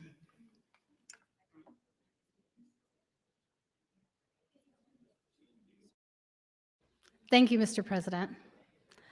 Fellow senators, friends all, I stand here severely disappointed. Disappointed that the process of speaking in advance to another senator about your amendment was not taken in a way that was obviously serious, and that apparently it was just about blowing smoke up my skirt. So I find that I can't even think of the word I want to use right now. Like, I don't know what happened to the process. If we can't talk to senators in advance and have them be sincere and honest with us, why are we bothering to even be here? If it's just about pushing legislation fast through the system and trying to get people to vote for things that they don't necessarily understand and not working together as a team, then why do we have this beautiful nonpartisan body that I know that someone's trying to change the bill right now, by the way? You know, I just want to say this one more time. If I went up to you right now and I was a constituent, could you explain to your constituents in a way that they could go home and claim the deduction? I've had discussions with multiple senators in here, and I know the answer to that is no. Senator Breezy doesn't want the amendment now? Fine. I'm sorry that Senator Breezy doesn't want to take a process that is not transparent and make it transparent. I'm sorry that Senator Breezy discussed this amendment with me, said it was not a problem, and now it's a problem. I'm sorry that the process apparently doesn't work based on people's demeanors at the time. I am never going to take Senator Breezy at his word again. I have been nothing but a good steward on his underlying bill, and I had originally thought I was going to support it. And I did not participate in making this last day after day after day. But what I did do is bring an amendment forward to make it a better bill for Nebraskans. All of this noise about it had a hearing, but we haven't discussed it. Well, we all know that that's not necessarily the case for amendments. It had the hearing. And by the way, we addressed the issue with NACO. There really is no opposition to this amendment. The only opposition that I've truly heard, and they haven't said it on the mic, is that how will Nebraskans know where this money comes from? How will they know who actually gave them the money? Well, I'm not here to take credit about who gets the money and who doesn't get the money. I'm here to make it easy and transparent. This is a good amendment. There is nothing wrong with this amendment. All we're doing right now is circling our wagons. You told Senator Breezy you would support his underlying bill, and now some of you are telling me that you can't support his amendment. That tells me that you support the fact that somebody blew smoke up my skirt and wasn't honest with me and allows me to waste my time on an amendment that's a really good amendment on the floor today. It also lends me to believe that maybe it's time that we do draw 723 out a little bit more with a few more amendments, Senator Breezy, because I've been very forward and transparent and honest, and I've not received that same response. This is a good amendment. You don't hurt Senator Breezy's bill by voting in this amendment. If you don't vote for this amendment, you are telling Nebraskans that you don't care that the process is not transparent, and you don't care that the process isn't easy, and you don't care how hard it is for them to get their money. 1 minute. And if you're okay with that, and you're okay with going back to your district and telling people that, then God bless you and good luck on that. But for me, my job today was to fight for my amendment. And this is a good amendment. And to say that it's anything else is ridiculous. Thank you, Mr. President. Thanks, Senator Blood. Senator John Kavanaugh. Thank you, Mr. Lieutenant Governor.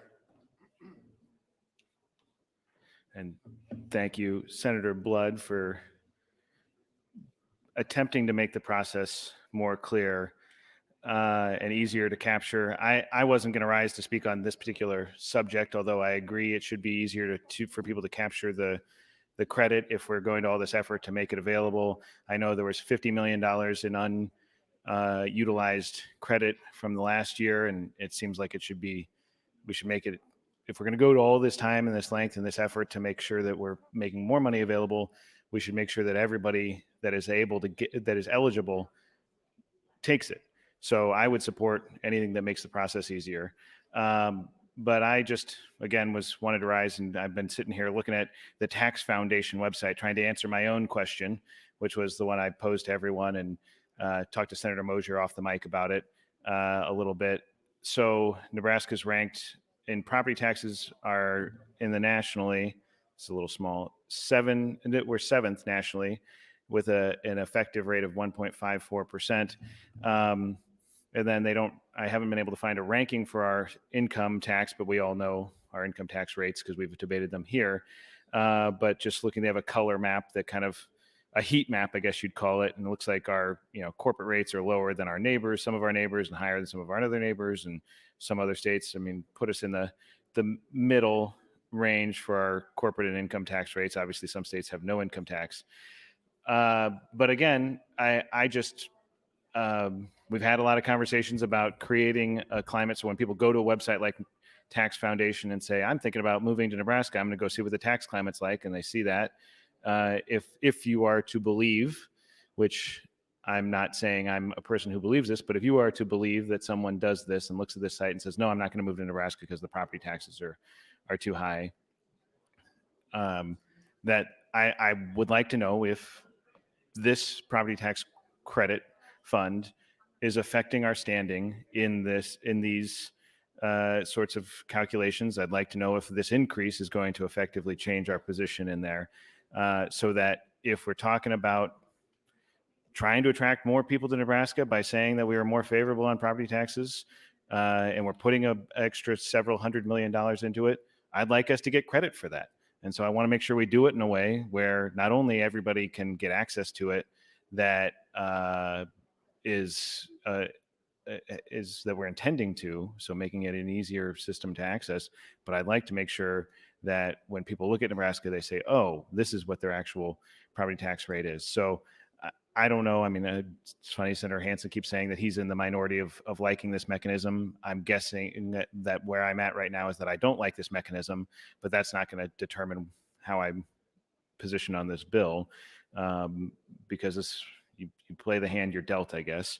But I do think we should be exploring options that actually accomplish the goal that we espouse, which is transparency, property tax relief, both in actuality and that people can recognize as actual property tax relief, and not that people will not recognize as property tax relief. Because what happens is we could continue to grow this forever, which my understanding is that the compromise that's being struck with Senator Stinner and Senator Breezy will head off runaway growth, which I appreciate, of course.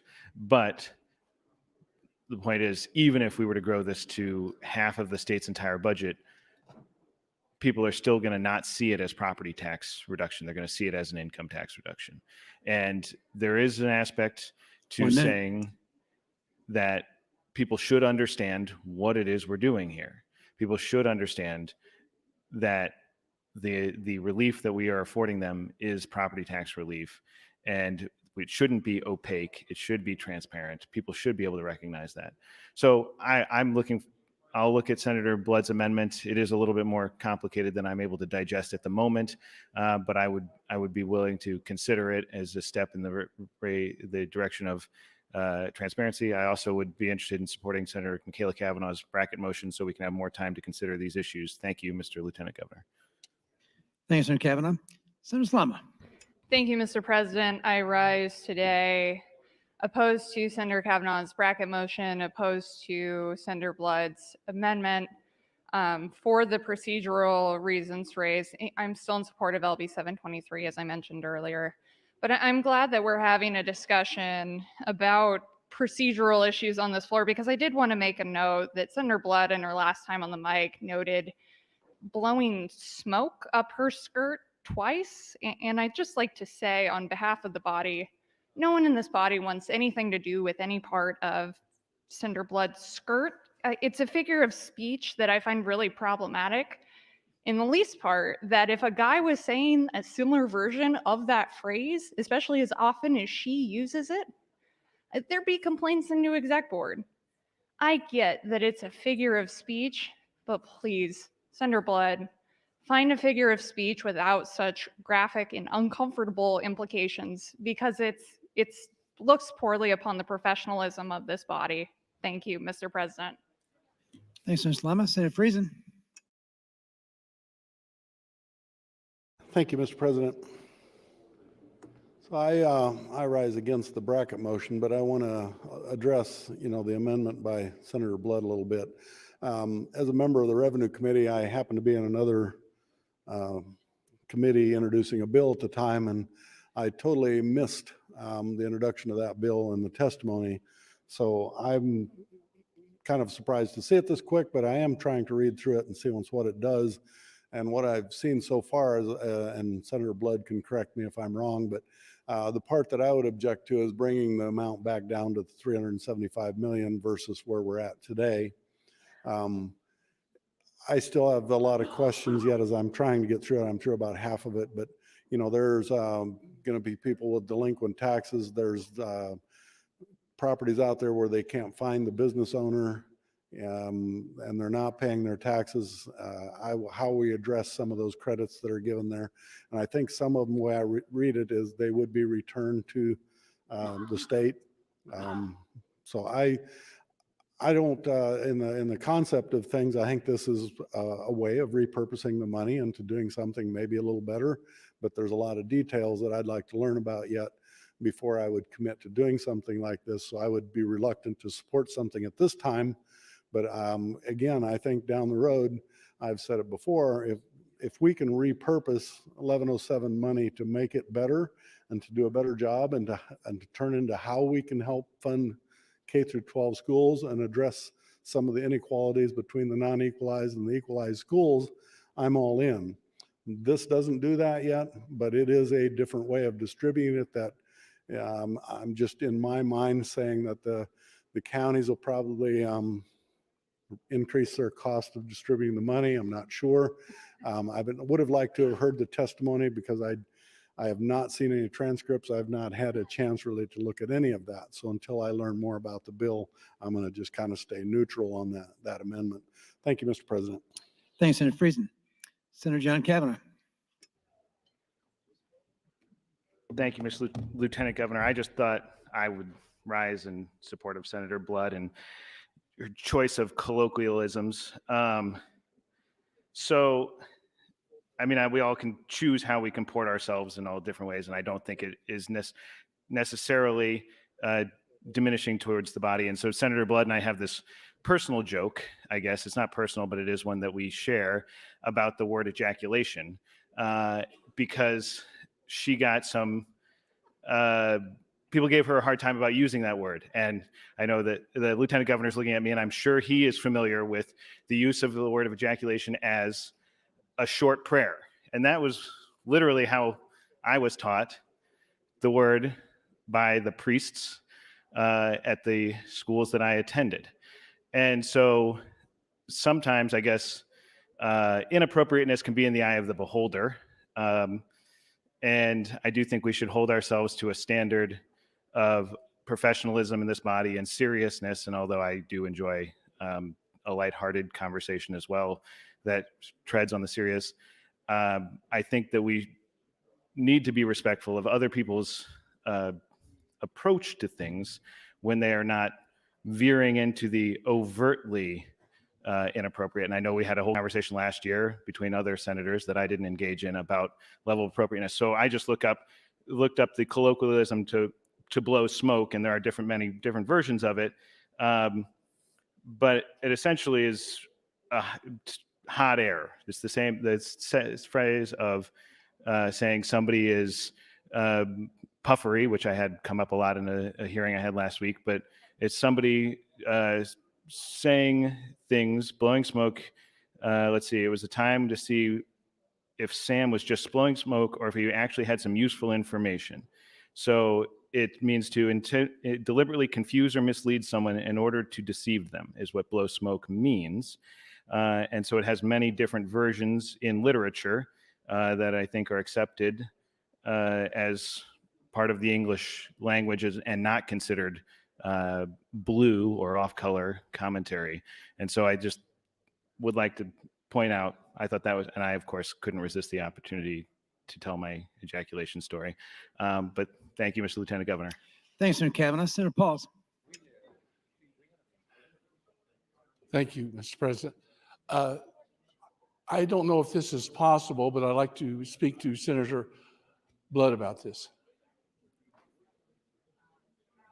Senator Blow, did you yield the question?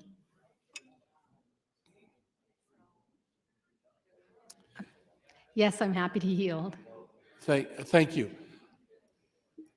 Is this a possibility, since we have not discussed this in Revenue Committee, if you would poll your amendment and then bring it back later on?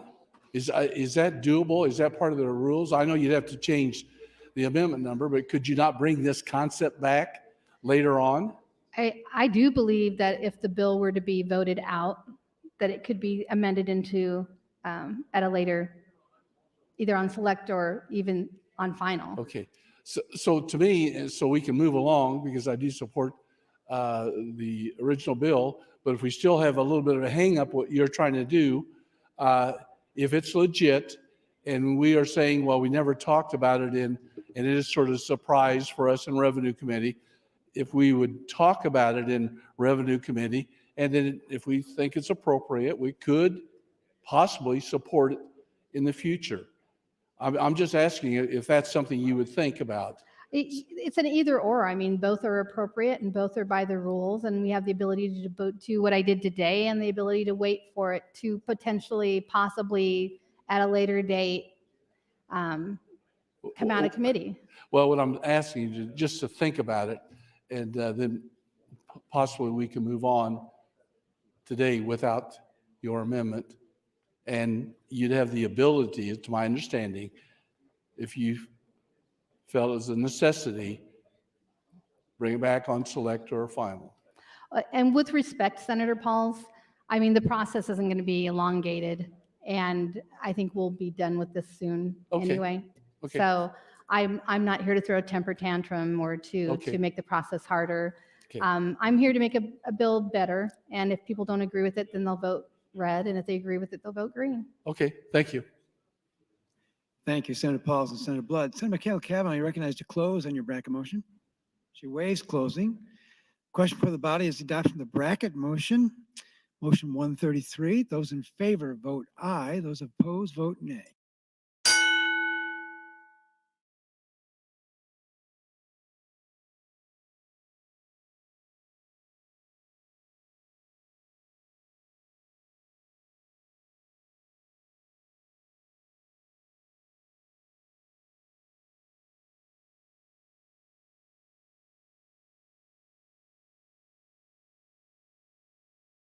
Have you all voted care to? Record, please. 4 ayes, 28 nays on the motion to bracket, Mr. President. The bracket motion is not successful. Is there any further discussion on the bill and the amendment pending on the board? I see none. Senator Blood, you recognize to close on AM 1663. Thank you, Mr. President. Fellow Senators, friends all, I would like to say, with one exception, that I did appreciate what little debate we had on AM 1663. I would like to say to Senator Slama that there's been a long list of times you've been offensive on the mic, but I would certainly not single you out, as you have chosen to do to me several times this year for some bizarre reason. I'm guessing because I'm running for a statewide position. If you are concerned, please, I encourage you to file a formal complaint with the executive board, and I would be happy to answer that officially. I'm sorry that you felt offended by a term that I have used consistently for the last 6 years. It's the farm girl in me. I grew up hearing that phrase by people all over Senator Halloran's district. But the way that you brought it forward was obviously meant to be more insulting and not to be productive. So shame on you. With that, I do encourage you to vote for AM 1663. And if you do not, then we move forward with LB 723. Thank you. Thank you, Senator Blood. Members, you heard the debate on AM 1663. The question for the body is the adoption of the amendment. Those in favor vote aye. Those opposed vote nay.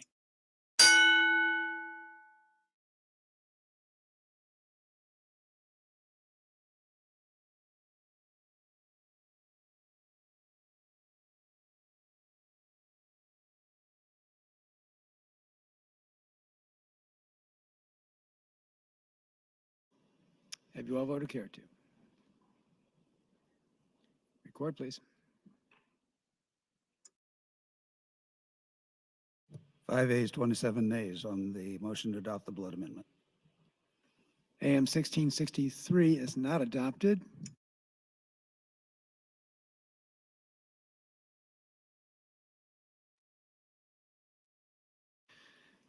Mr. Clerk.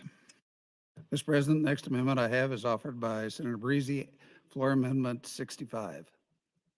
Senator Breezy recognized to open on FA 65. Thank you, Mr. President. Good morning, colleagues. Rise to present floor amendment 65. This reflects really what Senator Stinner and I talked about on the mic yesterday, with one exception. We talked in private after the floor, and instead of putting a cap in at these numbers, it sets at these numbers. So I'll explain here in a second. But I think what we've arrived at is a good resolution of the concerns raised by Senator Stinner yesterday, and it protects the state from an unexpected surge in this program, but it also protects the taxpayers from an unwarranted property tax increase.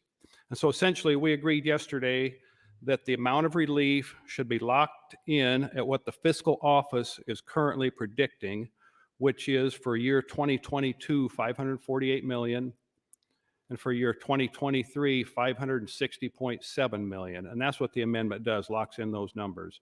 And then in 2024, it would follow the green copy and be the amount from year 2023 increased, if at all, by the allowable growth percentage. I would ask for your support of this amendment. Thank you, Mr. President. Thanks, Senator Breezy. Any discussion on FA 65? I see none. Senator Breezy recognized to close. He waives closing. Question with the body, adoption of FA 65. Those in favor vote aye. Those opposed vote nay.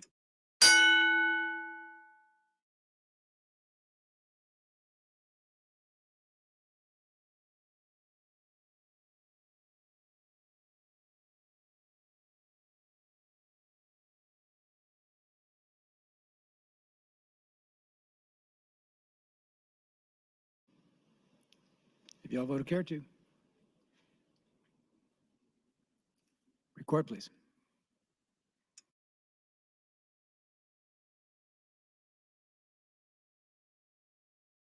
Thirty-nine ayes, no nays on the adoption of Senator Breezy's amendment. FA 65 is adopted. Is there any further discussion on LB 723? Senator Breezy recognized to close on the advance of the bill. Thank you, Mr. President. It's very briefly, we need to remember that this income tax credit is direct tax relief to all Nebraska property taxpayers, not weighted towards any one group, same percentage for everybody. It's a very fair and equitable means of property tax distribution. And I would urge your support of this. I think Nebraskans deserve this. They deserve no less. And thank you, Mr. President. Thanks, Senator Breezy. Members, heard the debate on LB 723. The question for the body, advance of the bill to E&R initial. Those in favor vote aye. Those opposed vote nay.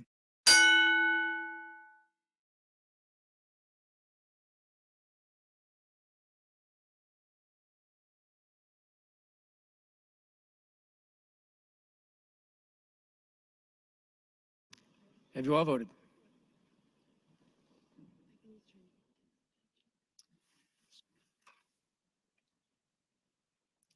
Record, please. 36 ayes, no nays on the motion to advance the bill. LB 723 advances. Items for the record, please.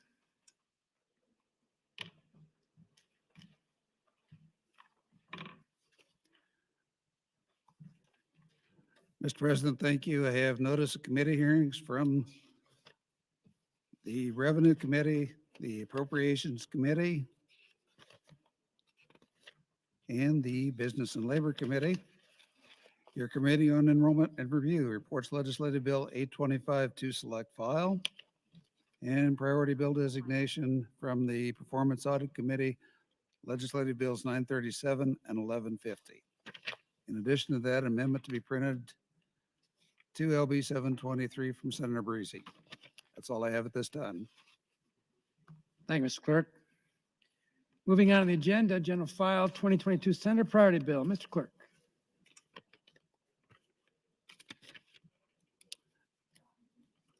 Mr. President, Legislative Bill 450, introduced by Senator McKinney. It's a bill for related economic development to adopt the Nebraska Innovation Hub Act. The bill was introduced on January 15th of last year. It was referred to the Business and Labor Committee. That committee placed the bill on general file with committee amendments attached. Thank you, Mr. Clerk. Senator McKinney, you recognized to open on LB 450. Thank you, Mr. Lieutenant Governor, colleagues, and guests in the Capitol. LB 450, the Innovation Hub Act, acknowledges that to maintain a healthy state economy and aid communities, innovation, entrepreneurship, technology-based small businesses must be stimulated and supported. This bill intends to meet this by implementing innovation hubs to serve as a vital resource for aspiring business owners and address issues with the vitality of communities across Nebraska. Innovation hubs are initiatives aimed at generating and sustaining businesses by providing tools, skills, and expertise to cultivate innovators and entrepreneurs who inspire to enhance educational and economic opportunities for themselves and their communities. Innovation hubs manifest in various ways depending on how a city or initiative defines both innovation and hub, separately and together. Current hubs across the country include tech entrepreneurship programs, accelerators, economic development initiatives, nonprofits joining to become philanthropy collectives, and small businesses creating informal hubs to network amongst themselves. There is a push for more innovation and technology across the country. While there is momentum around technology and entrepreneurship in Omaha and Lincoln, for example, there are still divides in those who do and do not have access. Innovation hubs in our state can help bridge that gap in the hopes of becoming a model for iHubs across the country. The innovation hubs that we are seeking to implement will, at minimum, provide counseling and technical assistance, either by direct or indirect services in the areas of entrepreneurship, business planning and management, financing, and marketing for small businesses. In consideration of this bill, we must view it through the lens that fostering entrepreneurship and innovation can, 1, promote economic growth, 2, enlarge opportunities, and 3, help communities thrive. I'll briefly discuss each component. First, economic growth. The spark of entrepreneurship or business idea typically serves to answer an unmet need or a market demand. Here, there are numerous opportunities to generate a product that is not currently in existence or not readily available. The benefits here for Nebraskan communities are endless. Moreover, it is a natural flow of events that new and improve access to goods and services prompt consumerism and productivity. Second, creating opportunities. Stated plainly, new businesses will potentially hire new employees.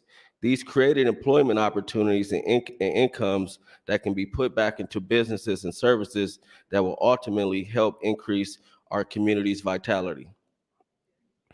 Third, innovation hubs will serve as a catalyst to helping communities thrive economically and aesthetically. New businesses, understandably, will need materials and products to run their businesses. Technology has made it easier for small businesses to utilize local, state, regional, national, and global markets. While this will help Nebraskan businesses receive the goods and services needed to run their businesses, thereby helping economically, it will also promote interstate and intrastate commerce.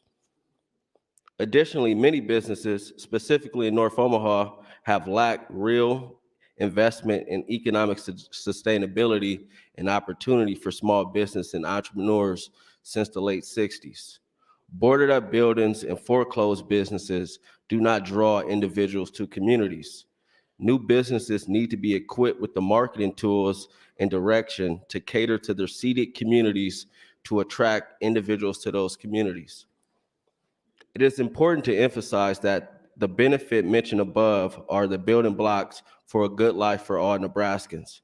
Our state can achieve these benefits by working to remove barriers that many prospective and current entrepreneurs and business owners face. This includes, but is not limited to, providing resources for marketing, access to capital, and strategic planning. Legislation like this can increase the number of successful entrepreneurs our state produces and ensure a better likelihood of success for anyone who charts the entrepreneurial course. In closing, the Innovation Hub Act will foster entrepreneurship innovation that will, 1, promote economic growth, 2, enlarge opportunities, and 3, help communities thrive. Many ask what can be done to improve my district and other economically impoverished communities across our state. Innovation hubs can serve as a catalyst to do this, which is why I ask that you all support this bill and move it to select file. Thank you. Thanks, Senator McKinney. As the clerk indicated, there are amendments from the Business and Labor Committee. Senator Ben Hansen, you're recognized to open the committee amendment.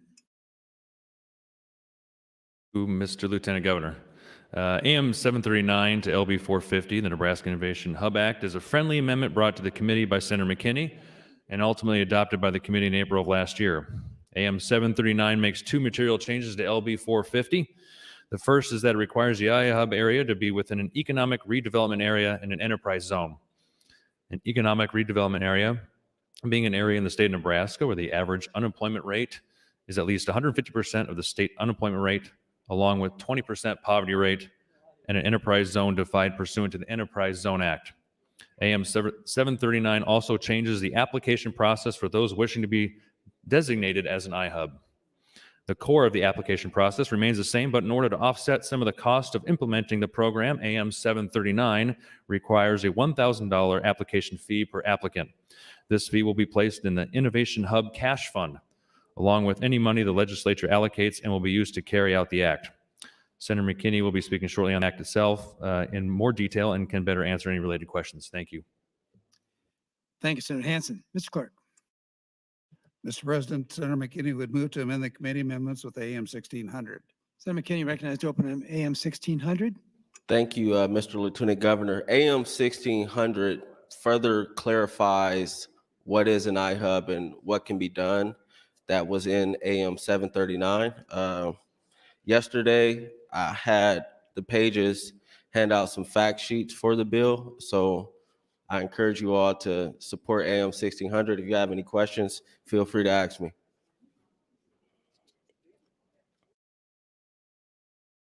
Thank you, Senator McKinney. Debate is now open on LB 450 and the pending amendment. Senator Dorn. Thank you, Lieutenant Governor. Thank you, Senator McKinney, for bringing this bill. And would Senator McKinney yield to a question? Senator McKinney, would you yield to your question? Yes. I talked to you a little bit earlier underneath the balcony here about, I was going to ask some questions about, wanted to really understand or make sure, I guess, we had on record who could all develop one of these. Is this anywhere in the state this can be developed, or the way I read it, certain criteria have to be met according to census numbers and census blocks? Correct. In order to create an iHub, you have to be within an enterprise zone or economic redevelopment area. So in other words, pick some city out there in the state of Nebraska. They couldn't just go and say, we're going to develop this hub when they don't meet that criteria. No, unless in the future they're deemed as an enterprise zone or economic redevelopment area. As we go forward, I guess, and as we maybe hopefully see some success with this type of a project, do you see that expanding, or do you see, I call it the areas which now will qualify to maybe get involved in this type of a hub project? Do you see that changing, or will the legislature need to change that, or what is your thoughts on that? I think it's possible for it to change. I think it just would depend on how those areas change over time, or whether or not they're deemed economic redevelopment areas or enterprise zones that are distressed in need of some assistance from the state. Okay, and right now you talk about your area and part of North Omaha qualifying for this. Could you list maybe 3 areas or 3 or 4 areas, or where will we most likely see this type of project happening? So some areas are South Sioux City, Odo County as well.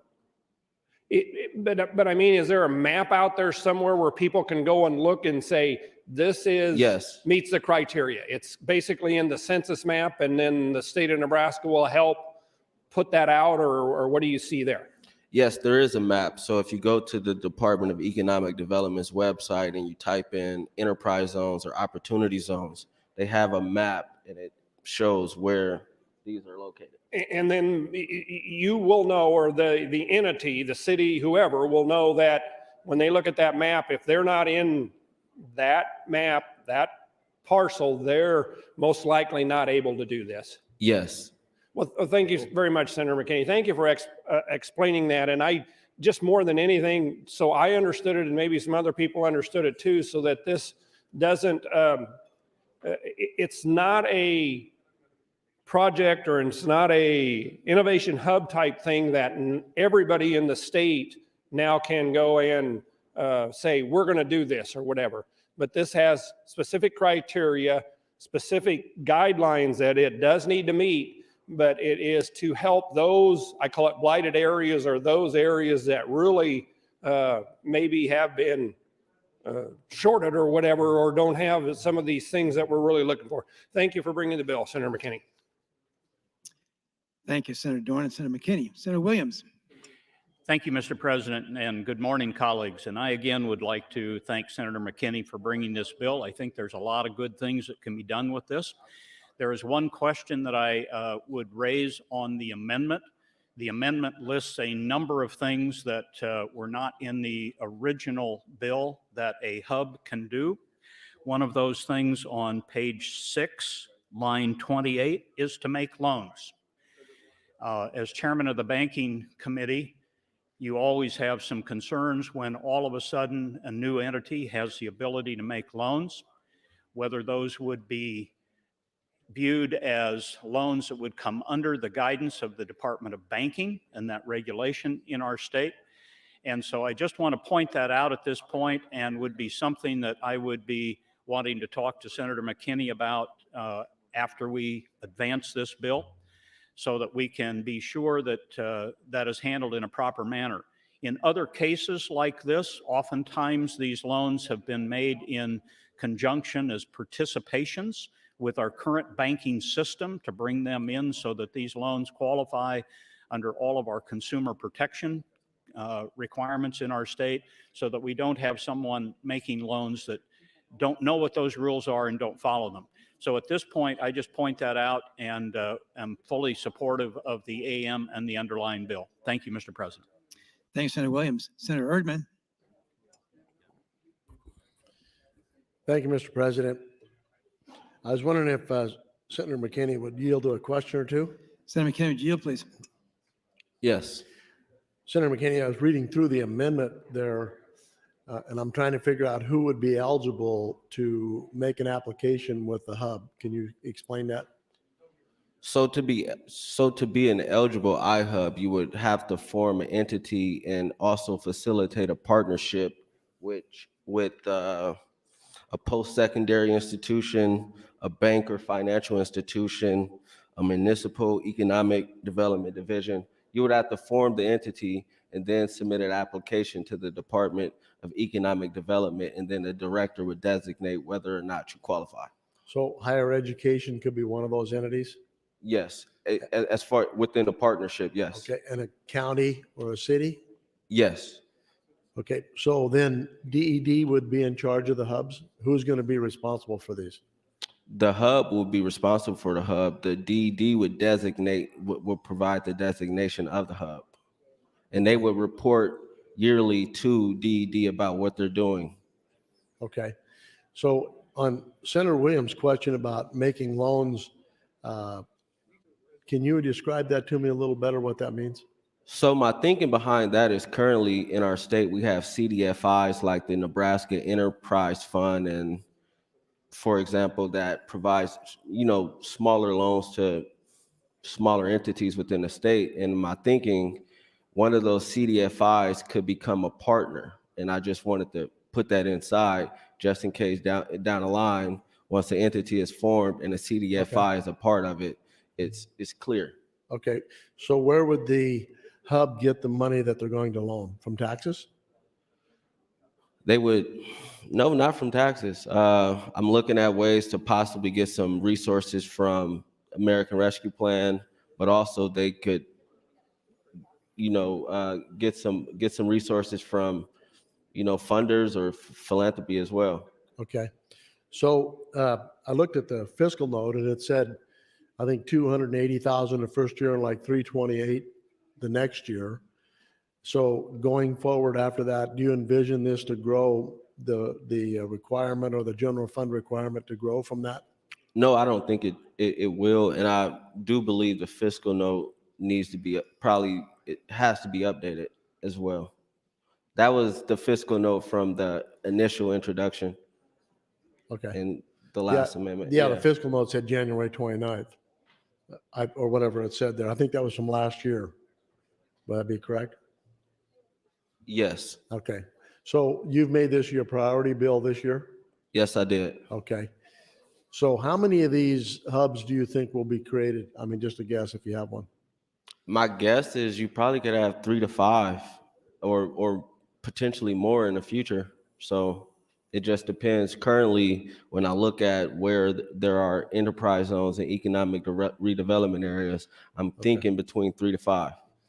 As I look at some of the requirements to be eligible for this, they look quite involved. Do you think people will get to the place where they say it's more troublesome and more difficult to apply and just go on without making an application?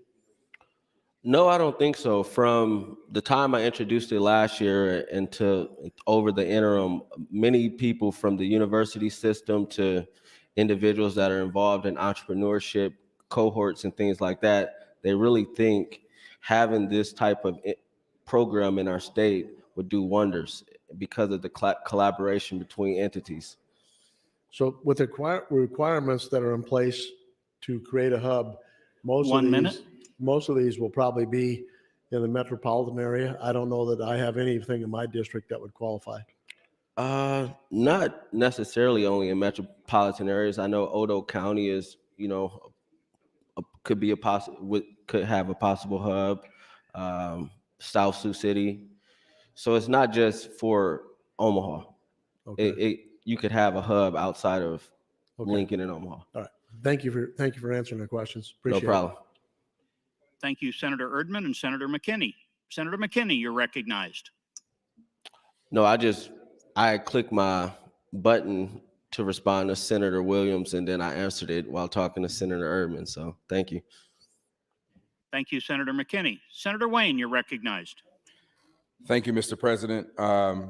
This is a concept that Senator McKinney has worked on for actually before he got elected. And so here's the problem for small businesses in Nebraska. And I want people to understand that the issue in North Omaha with business development is no different than the issue in Ogallala. It's no different than the issue in North Fork. It's how do we develop small businesses? And it's not just lifestyle businesses of coffee shops and restaurants. It's suppliers. It's what we consider Main Street businesses that can maybe pass on to the next generation. And one of the things that we found across the state, and the chamber keeps talking about, is that there's not a one-stop shop where people can go and learn the technical aspects of businesses and also figure out the financing to make sure it works out. So by bringing an iHub together, it allows communities like North Omaha or like Ogallala, if they have formed one, because Ogallala is in Senator Erdman's district, to have a one-stop shop for business development for the small businesses who are looking to grow or looking to start.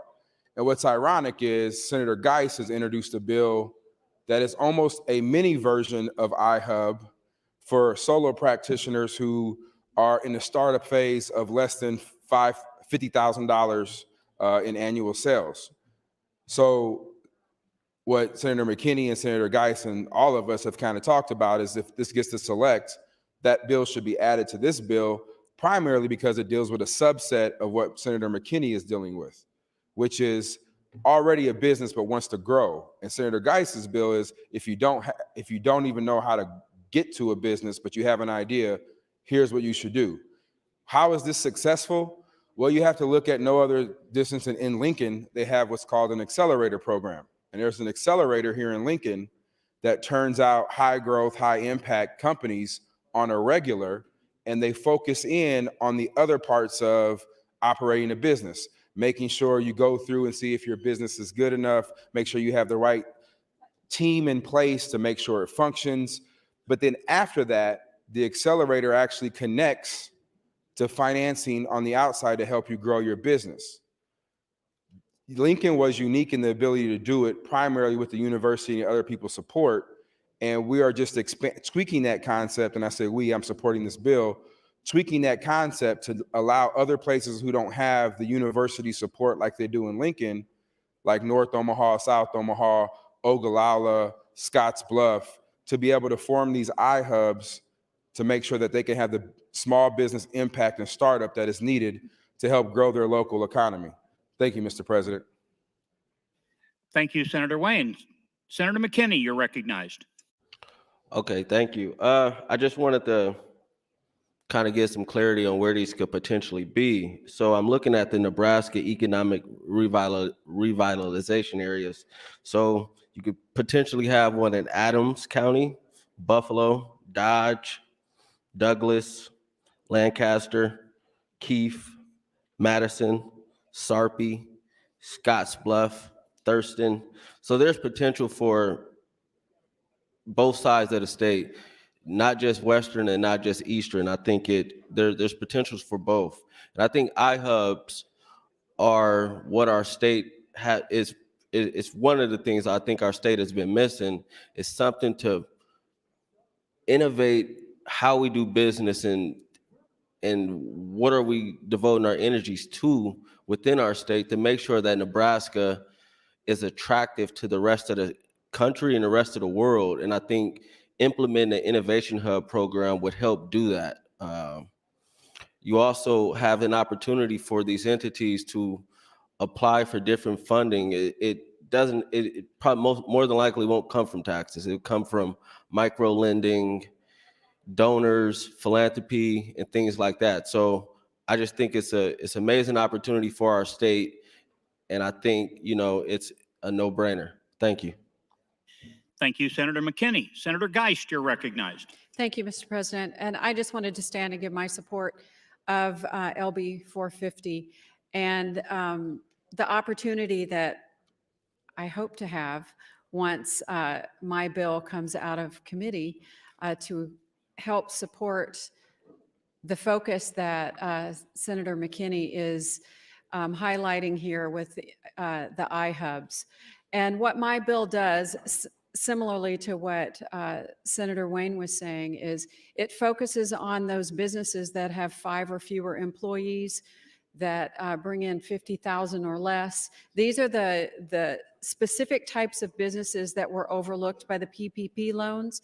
They may have been hard hit by COVID.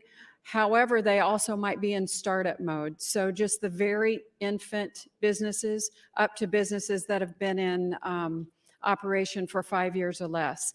So it's a great blending of focus.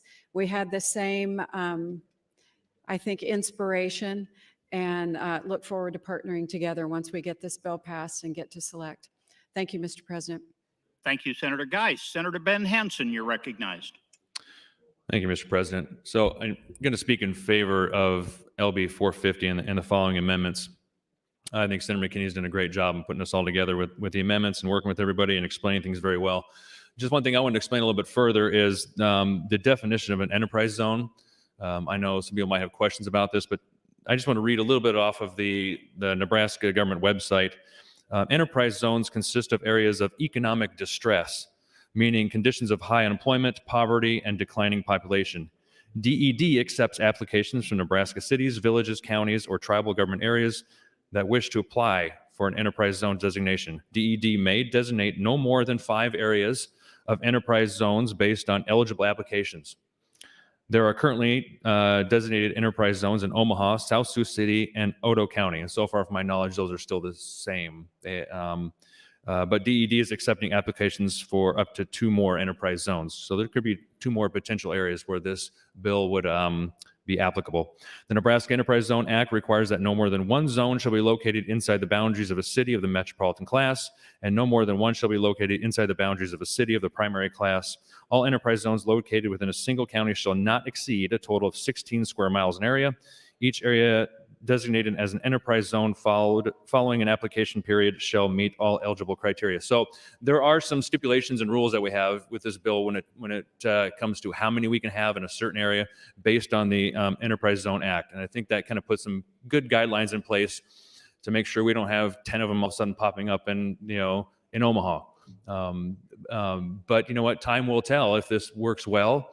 One of the things we typically talk about on this floor a lot is economic development, and we tend to have no problem spending taxpayer money, giving taxpayer money to already existing businesses to help with economic development.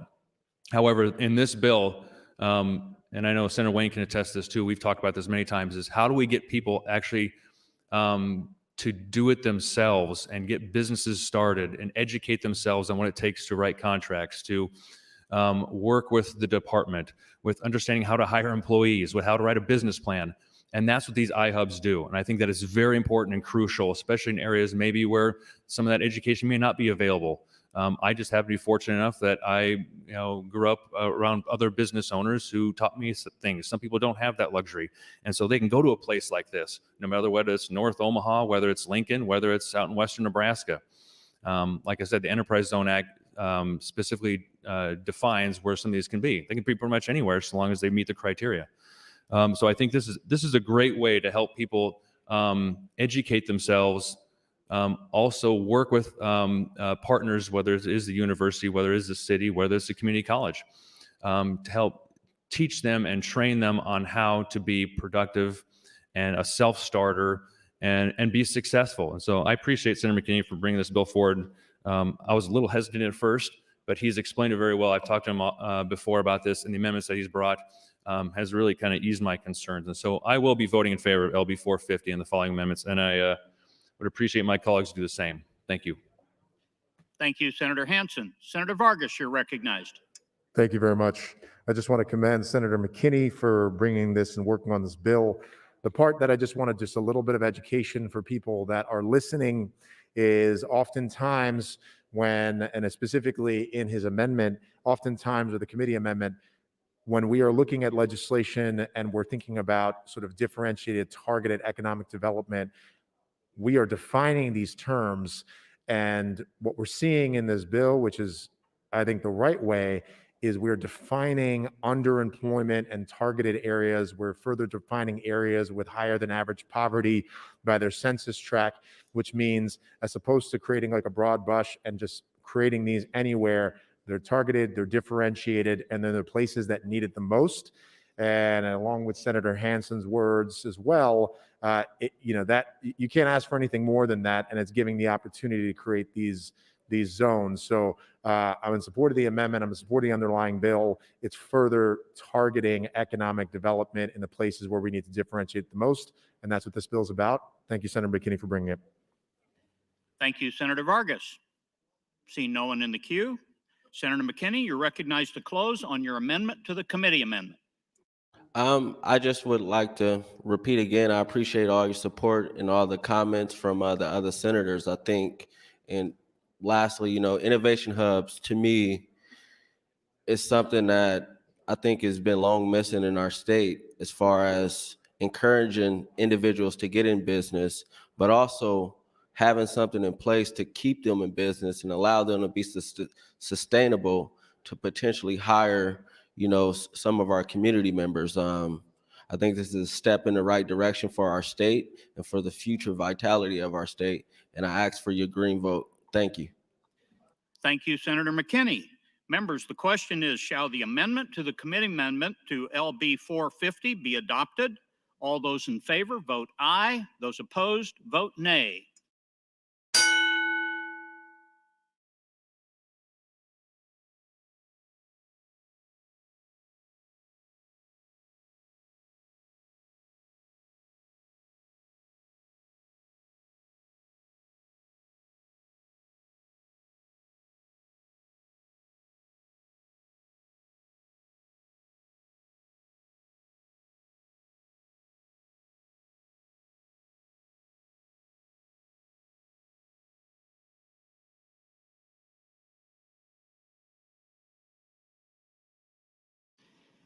Have you all voted?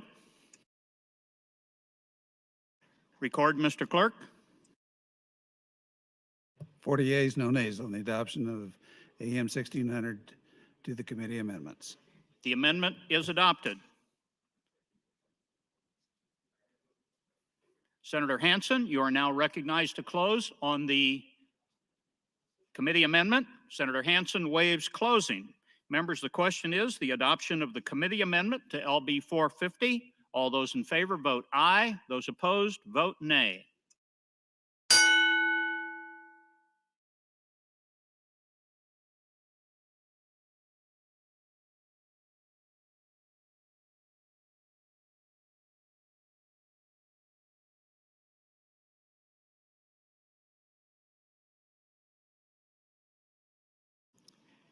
Have all voted? Record, Mr. Clerk.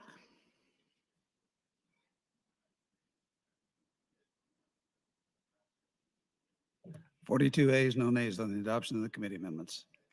The amendment is adopted. Senator McKinney, you are recognized to close on the advancement of LB 450. Senator McKinney waives closing. Members, the question is the advancement of LB 450 to E&R initial. All those in favor vote aye. Those opposed vote nay.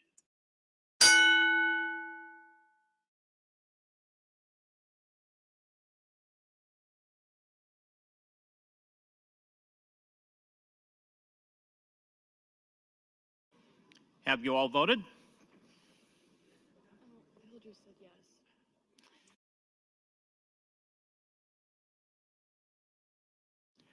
Record, Mr. Clerk.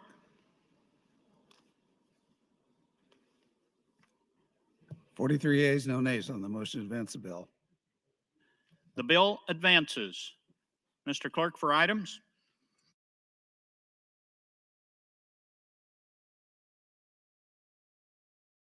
Thank you, Mr. President. I have notice of committee hearings from the Urban Affairs Committee, the Executive Board, and the Banking, Commerce, and Insurance Committee. That's all I have at this time. Thank you, Mr. Clerk. Moving back to the agenda. Mr. President, the next bill is Legislative Bill 496A. There are E&R amendments. Senator McKinney for a motion. Mr. Lieutenant Governor, I move to adopt the E&R amendments to LB 496A. Members, you've heard the motion. All those in favor say aye. Opposed? Motion carried. Mr. President, nothing further on the bill.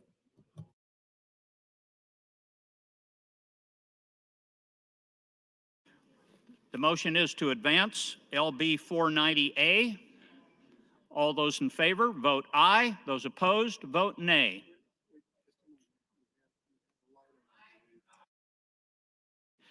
Excuse me, members, we had a light on. Senator Hunt, you're recognized. Thank you, Ms. Lieutenant Governor. As we vote on LB 496A, which is the appropriations bill to appropriate funds for LB 496, I wanted to reiterate my opposition, my strong opposition to the principles behind this bill. As it moves from select file to final reading, things tend to move a lot faster.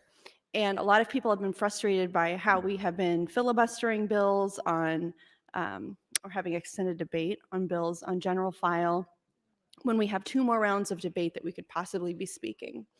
But as you see on select file, you know, if you put on your light to debate a motion or to bring up more concerns about the bill, sometimes that gets overlooked on accident. And then on final reading, you have to have a motion to debate the bill at all. So after general file, things tend to move kind of fast, but I wanted to refresh the body's memory and Nebraskans also about just my general strong opposition to LB 496. This bill would allow for the collection of DNA samples from people who are arrested and charged with a number of certain crimes, but who aren't guilty. And I have a really fundamental problem with taking DNA, taking, you know, biological information from people who are innocent. This bill is a perversion of the presumption of innocence. Even if a person is arrested or charged with a crime, they're still entitled to due process. They're still innocent until proven guilty. And we can't be having a whole database of people's DNA who are innocent, because I really think that puts us down a slippery slope. Whose DNA are we going to be collecting? How long are we going to be keeping it? We're saying these people can go through a process to get their DNA out of that database if they're found innocent or whatever, but okay, so that's government adding more bureaucracy to a process for an innocent person. Is that really a good use of our time in here, is tying people up, taking DNA from innocent people and then making them fill out a bunch of paperwork to fix it? Even if a person is arrested or charged with a crime, that doesn't mean they're guilty. They're still entitled to due process. And honestly, that could happen to anybody in here. All of us are supporting bills like LB 496 because we don't think that that'll ever happen to us. Nobody in here thinks that we'll ever be wrongfully arrested for a crime. Probably nobody, but the truth is it could happen to any of us because it happens all the time.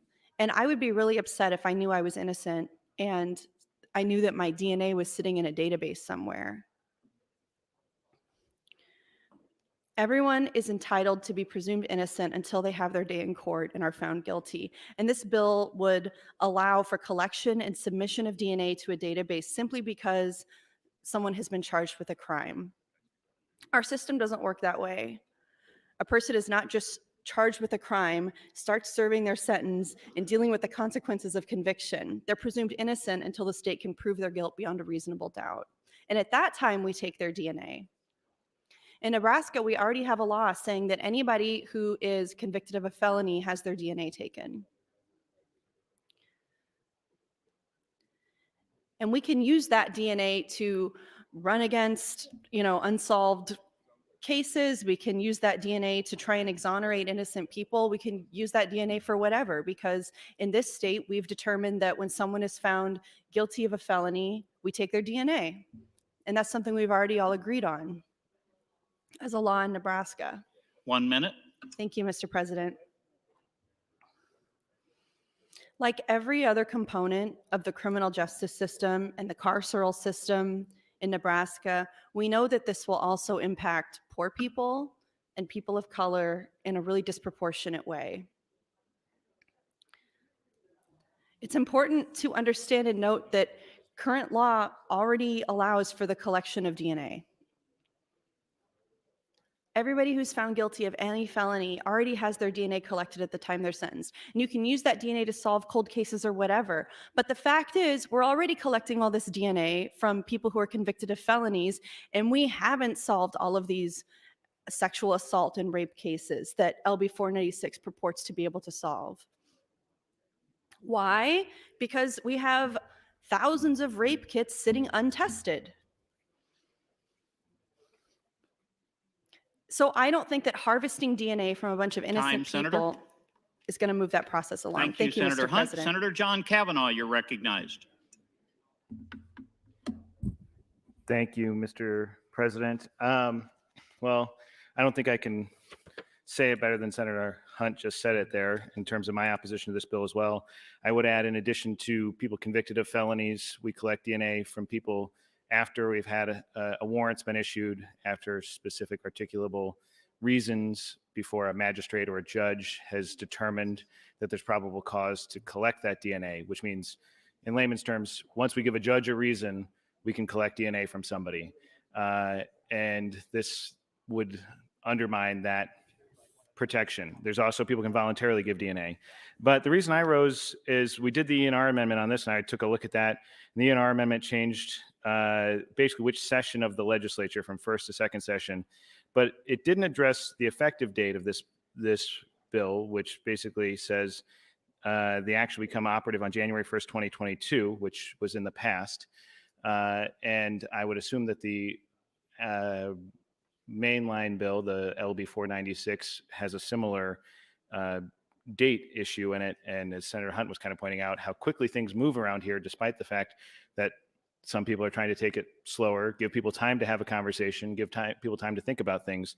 And so my question was just looking at this, and this is a question to maybe some of the more experts about the rules here, but I'm looking at the Rule 6 about the emergency clause, and it says when a bill contains an emergency clause, does not receive the required 2/3 constitutional majority on final reading, the emergency clause shall be considered stricken, and the bill shall be enacted without the emergency clause pending on final reading. And the question then shall be, shall the bill pass without the emergency clause?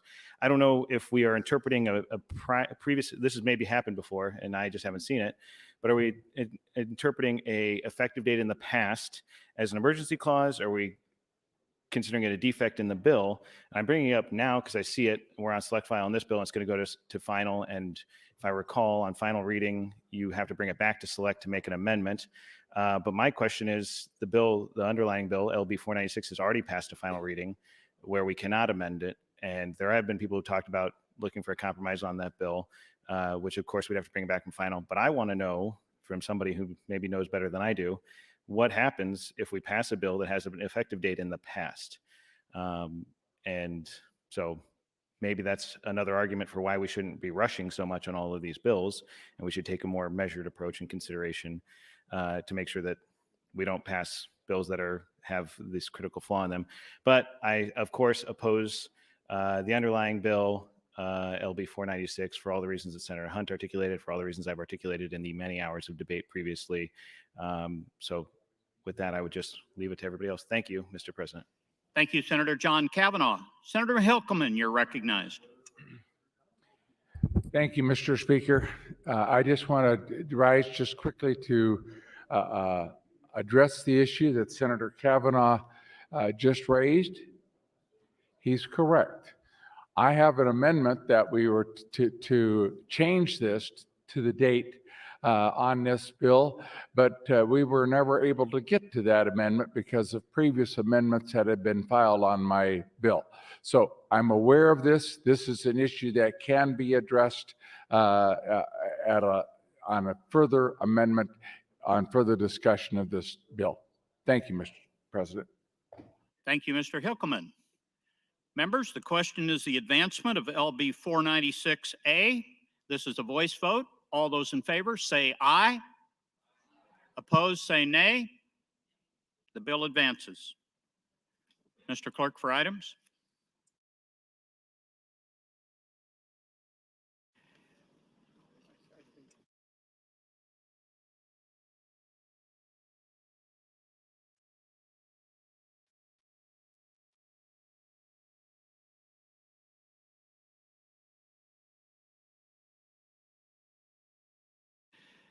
Moving back to the agenda, Mr. Clerk.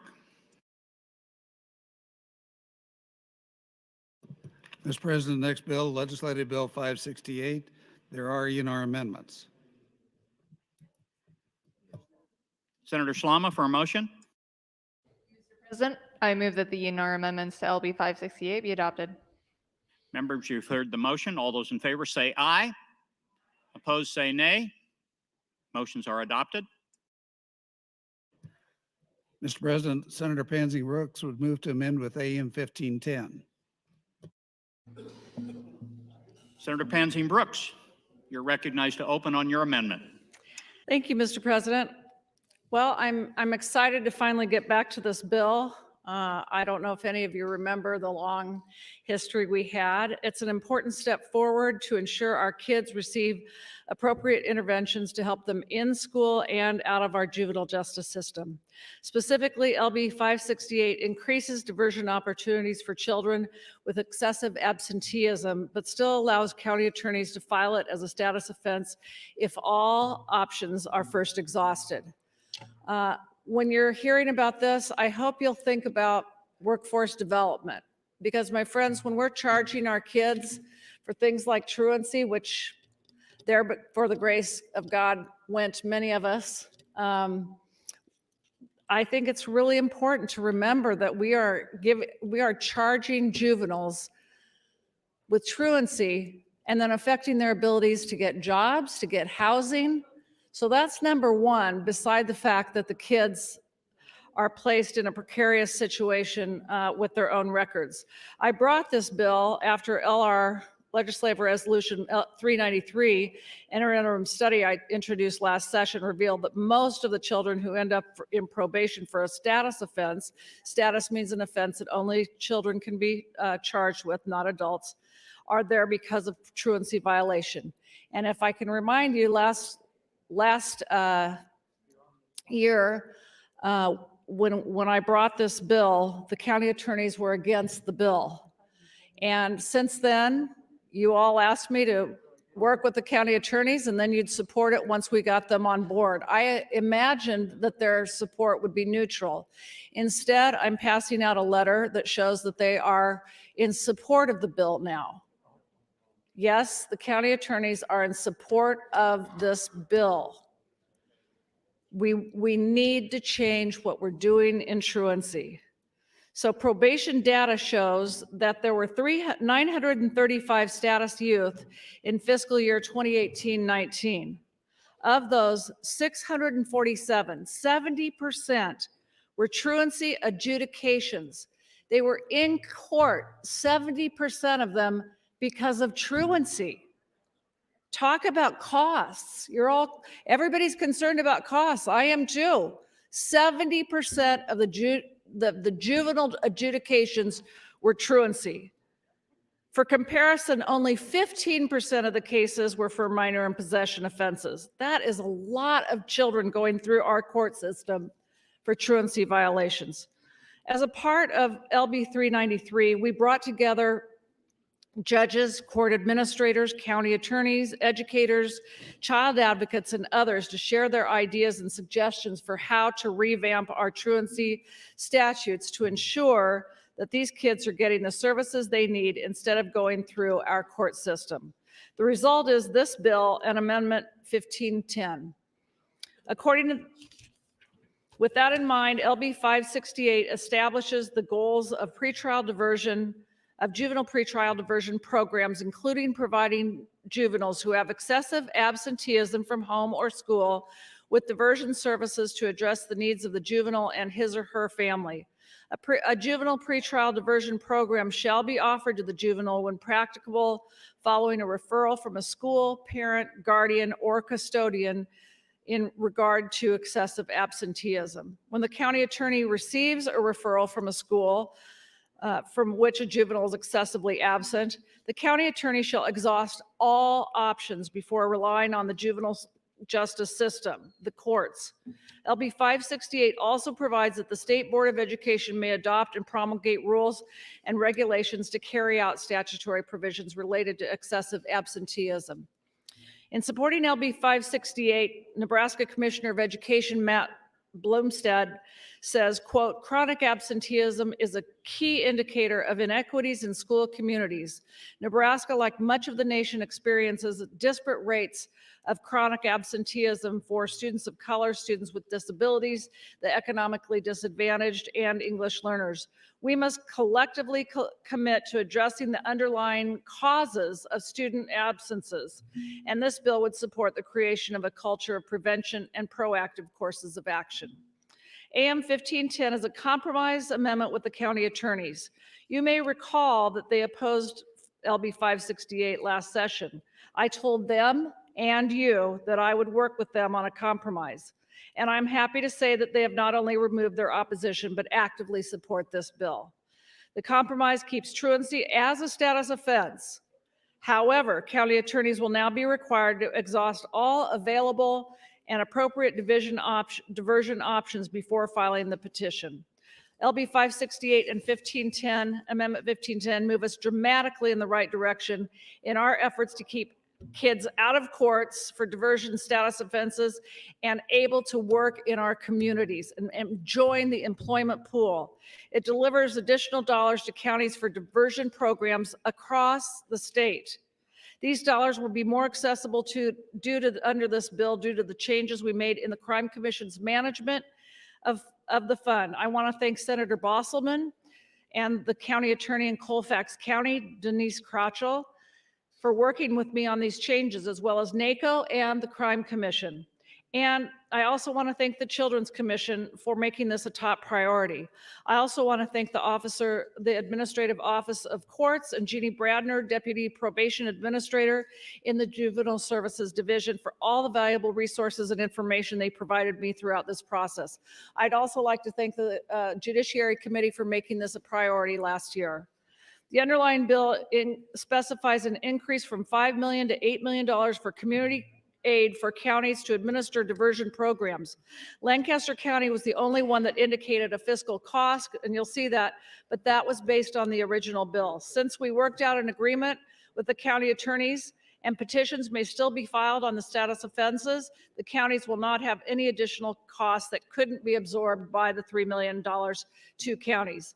Also, to this point, participants in diversion programs will pay a minimal fee to help defray some of the costs to the counties. And there will be savings on the court filings as well, with more kids going through diversion rather than sent to court.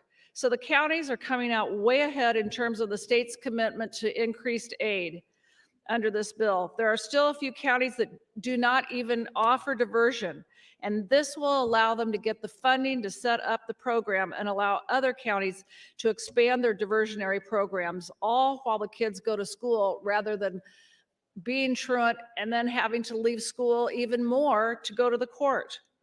More money into community aid will be extremely helpful for our counties and transformational for our kids and state. Community aid has never been funded to the level intended by the legislature. We can fix that now and do better for our Nebraska children and families. As you will see with the report, the money from probation goes over to community aid, so that it's basically a wash of money. Further, excessive truancy is most frequently coupled with other programs going on in the home. We can better solve these problems more effectively without sending these cases through the courts. Kids should not be the ones primarily punished when the problem actually lies with their parents and home issues. In fact, our Nebraska laws require that we primarily punish parents in truancy cases. We have totally avoided that mission and that requirement in our laws. By enhancing diversions, we can provide children with early interventions. However, when necessary, DHHS is already statutorily obligated to serve these kids, and sometimes DHHS is a necessary track.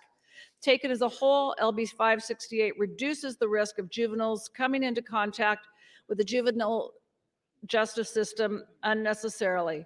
Nebraska's current approach to improving school attendance is reliant upon a court that should only be used as a last resort. 1 minute. We need to address excessive absenteeism in a more constructive way through diversion. Deploying best diversion practices will also free up probation to focus on those at-risk youth that come to the courts for offenses that actually need to be handled by the court and the juvenile justice system. That's why I ask you to vote yes on, or green on LB 568 and green on Amendment 1510. Thank you, Mr. President. Thank you, Senator Panzing Brooks. We will move on to the next item on the agenda. Mr. Clerk. Mr. President, Senator Ben Hansen would move to suspend the rules to permit scheduling a public hearing by the Business and Labor Committee in less than 7 days. Senator Hansen, you're recognized to open on your motion to suspend the rules. Thank you, Mr. President. This is just a simple motion to clear up an error on my part with the hearing schedule. So with the passage of this motion, that'll allow me to turn in the hearing schedule for next week for the Business and Labor Committee. So I appreciate your green vote. Thank you, Mr. President. Thank you, Senator Ben Hansen. Members, the question is the motion to suspend the rules. All those in favor, vote aye. Those opposed, vote nay.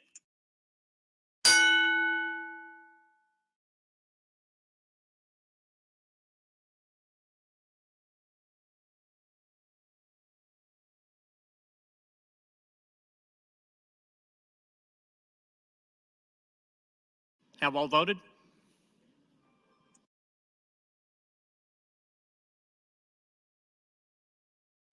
Record, Mr. Clerk. 34 ayes, no nays to suspend the rules, Mr. President. The motion is adopted. Mr. Clerk, for items.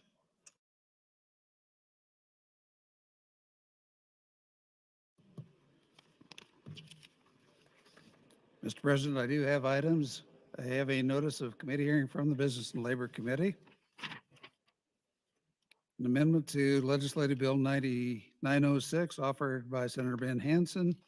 New resolution LR 288 by Senator Morfeld and others to recognize the service of Regent Bob Whitehouse. Series of name ads. Senator Hunt to 815, Senator Morfeld to 833, Senator Hunt to 842, Senator Blood to 849, Senator Hunt to 872, 881, 883, 920, 940, 946, 952, 991, 1002, 1018, 1024, 1052, 1073, 1075. Senator Brewer to 1080, Senator Day to 1080, Senator Hunt to 1114, 1116, 1117, 1129, 1133, 1141, 1142, 1154, 1155, 1191, 1201, 1203, 1205, 1238, 1252, 1275, 1276. An announcement that there will be an executive session of the Health and Human Services Committee today following their hearing. And finally, Mr. President, priority motion, Senator Dorn would move to adjourn until Thursday, January 27th, 2022 at 9:00 a.m. Members, we have a motion to adjourn until 9 o'clock tomorrow morning. All those in favor say aye. Opposed? We are adjourned.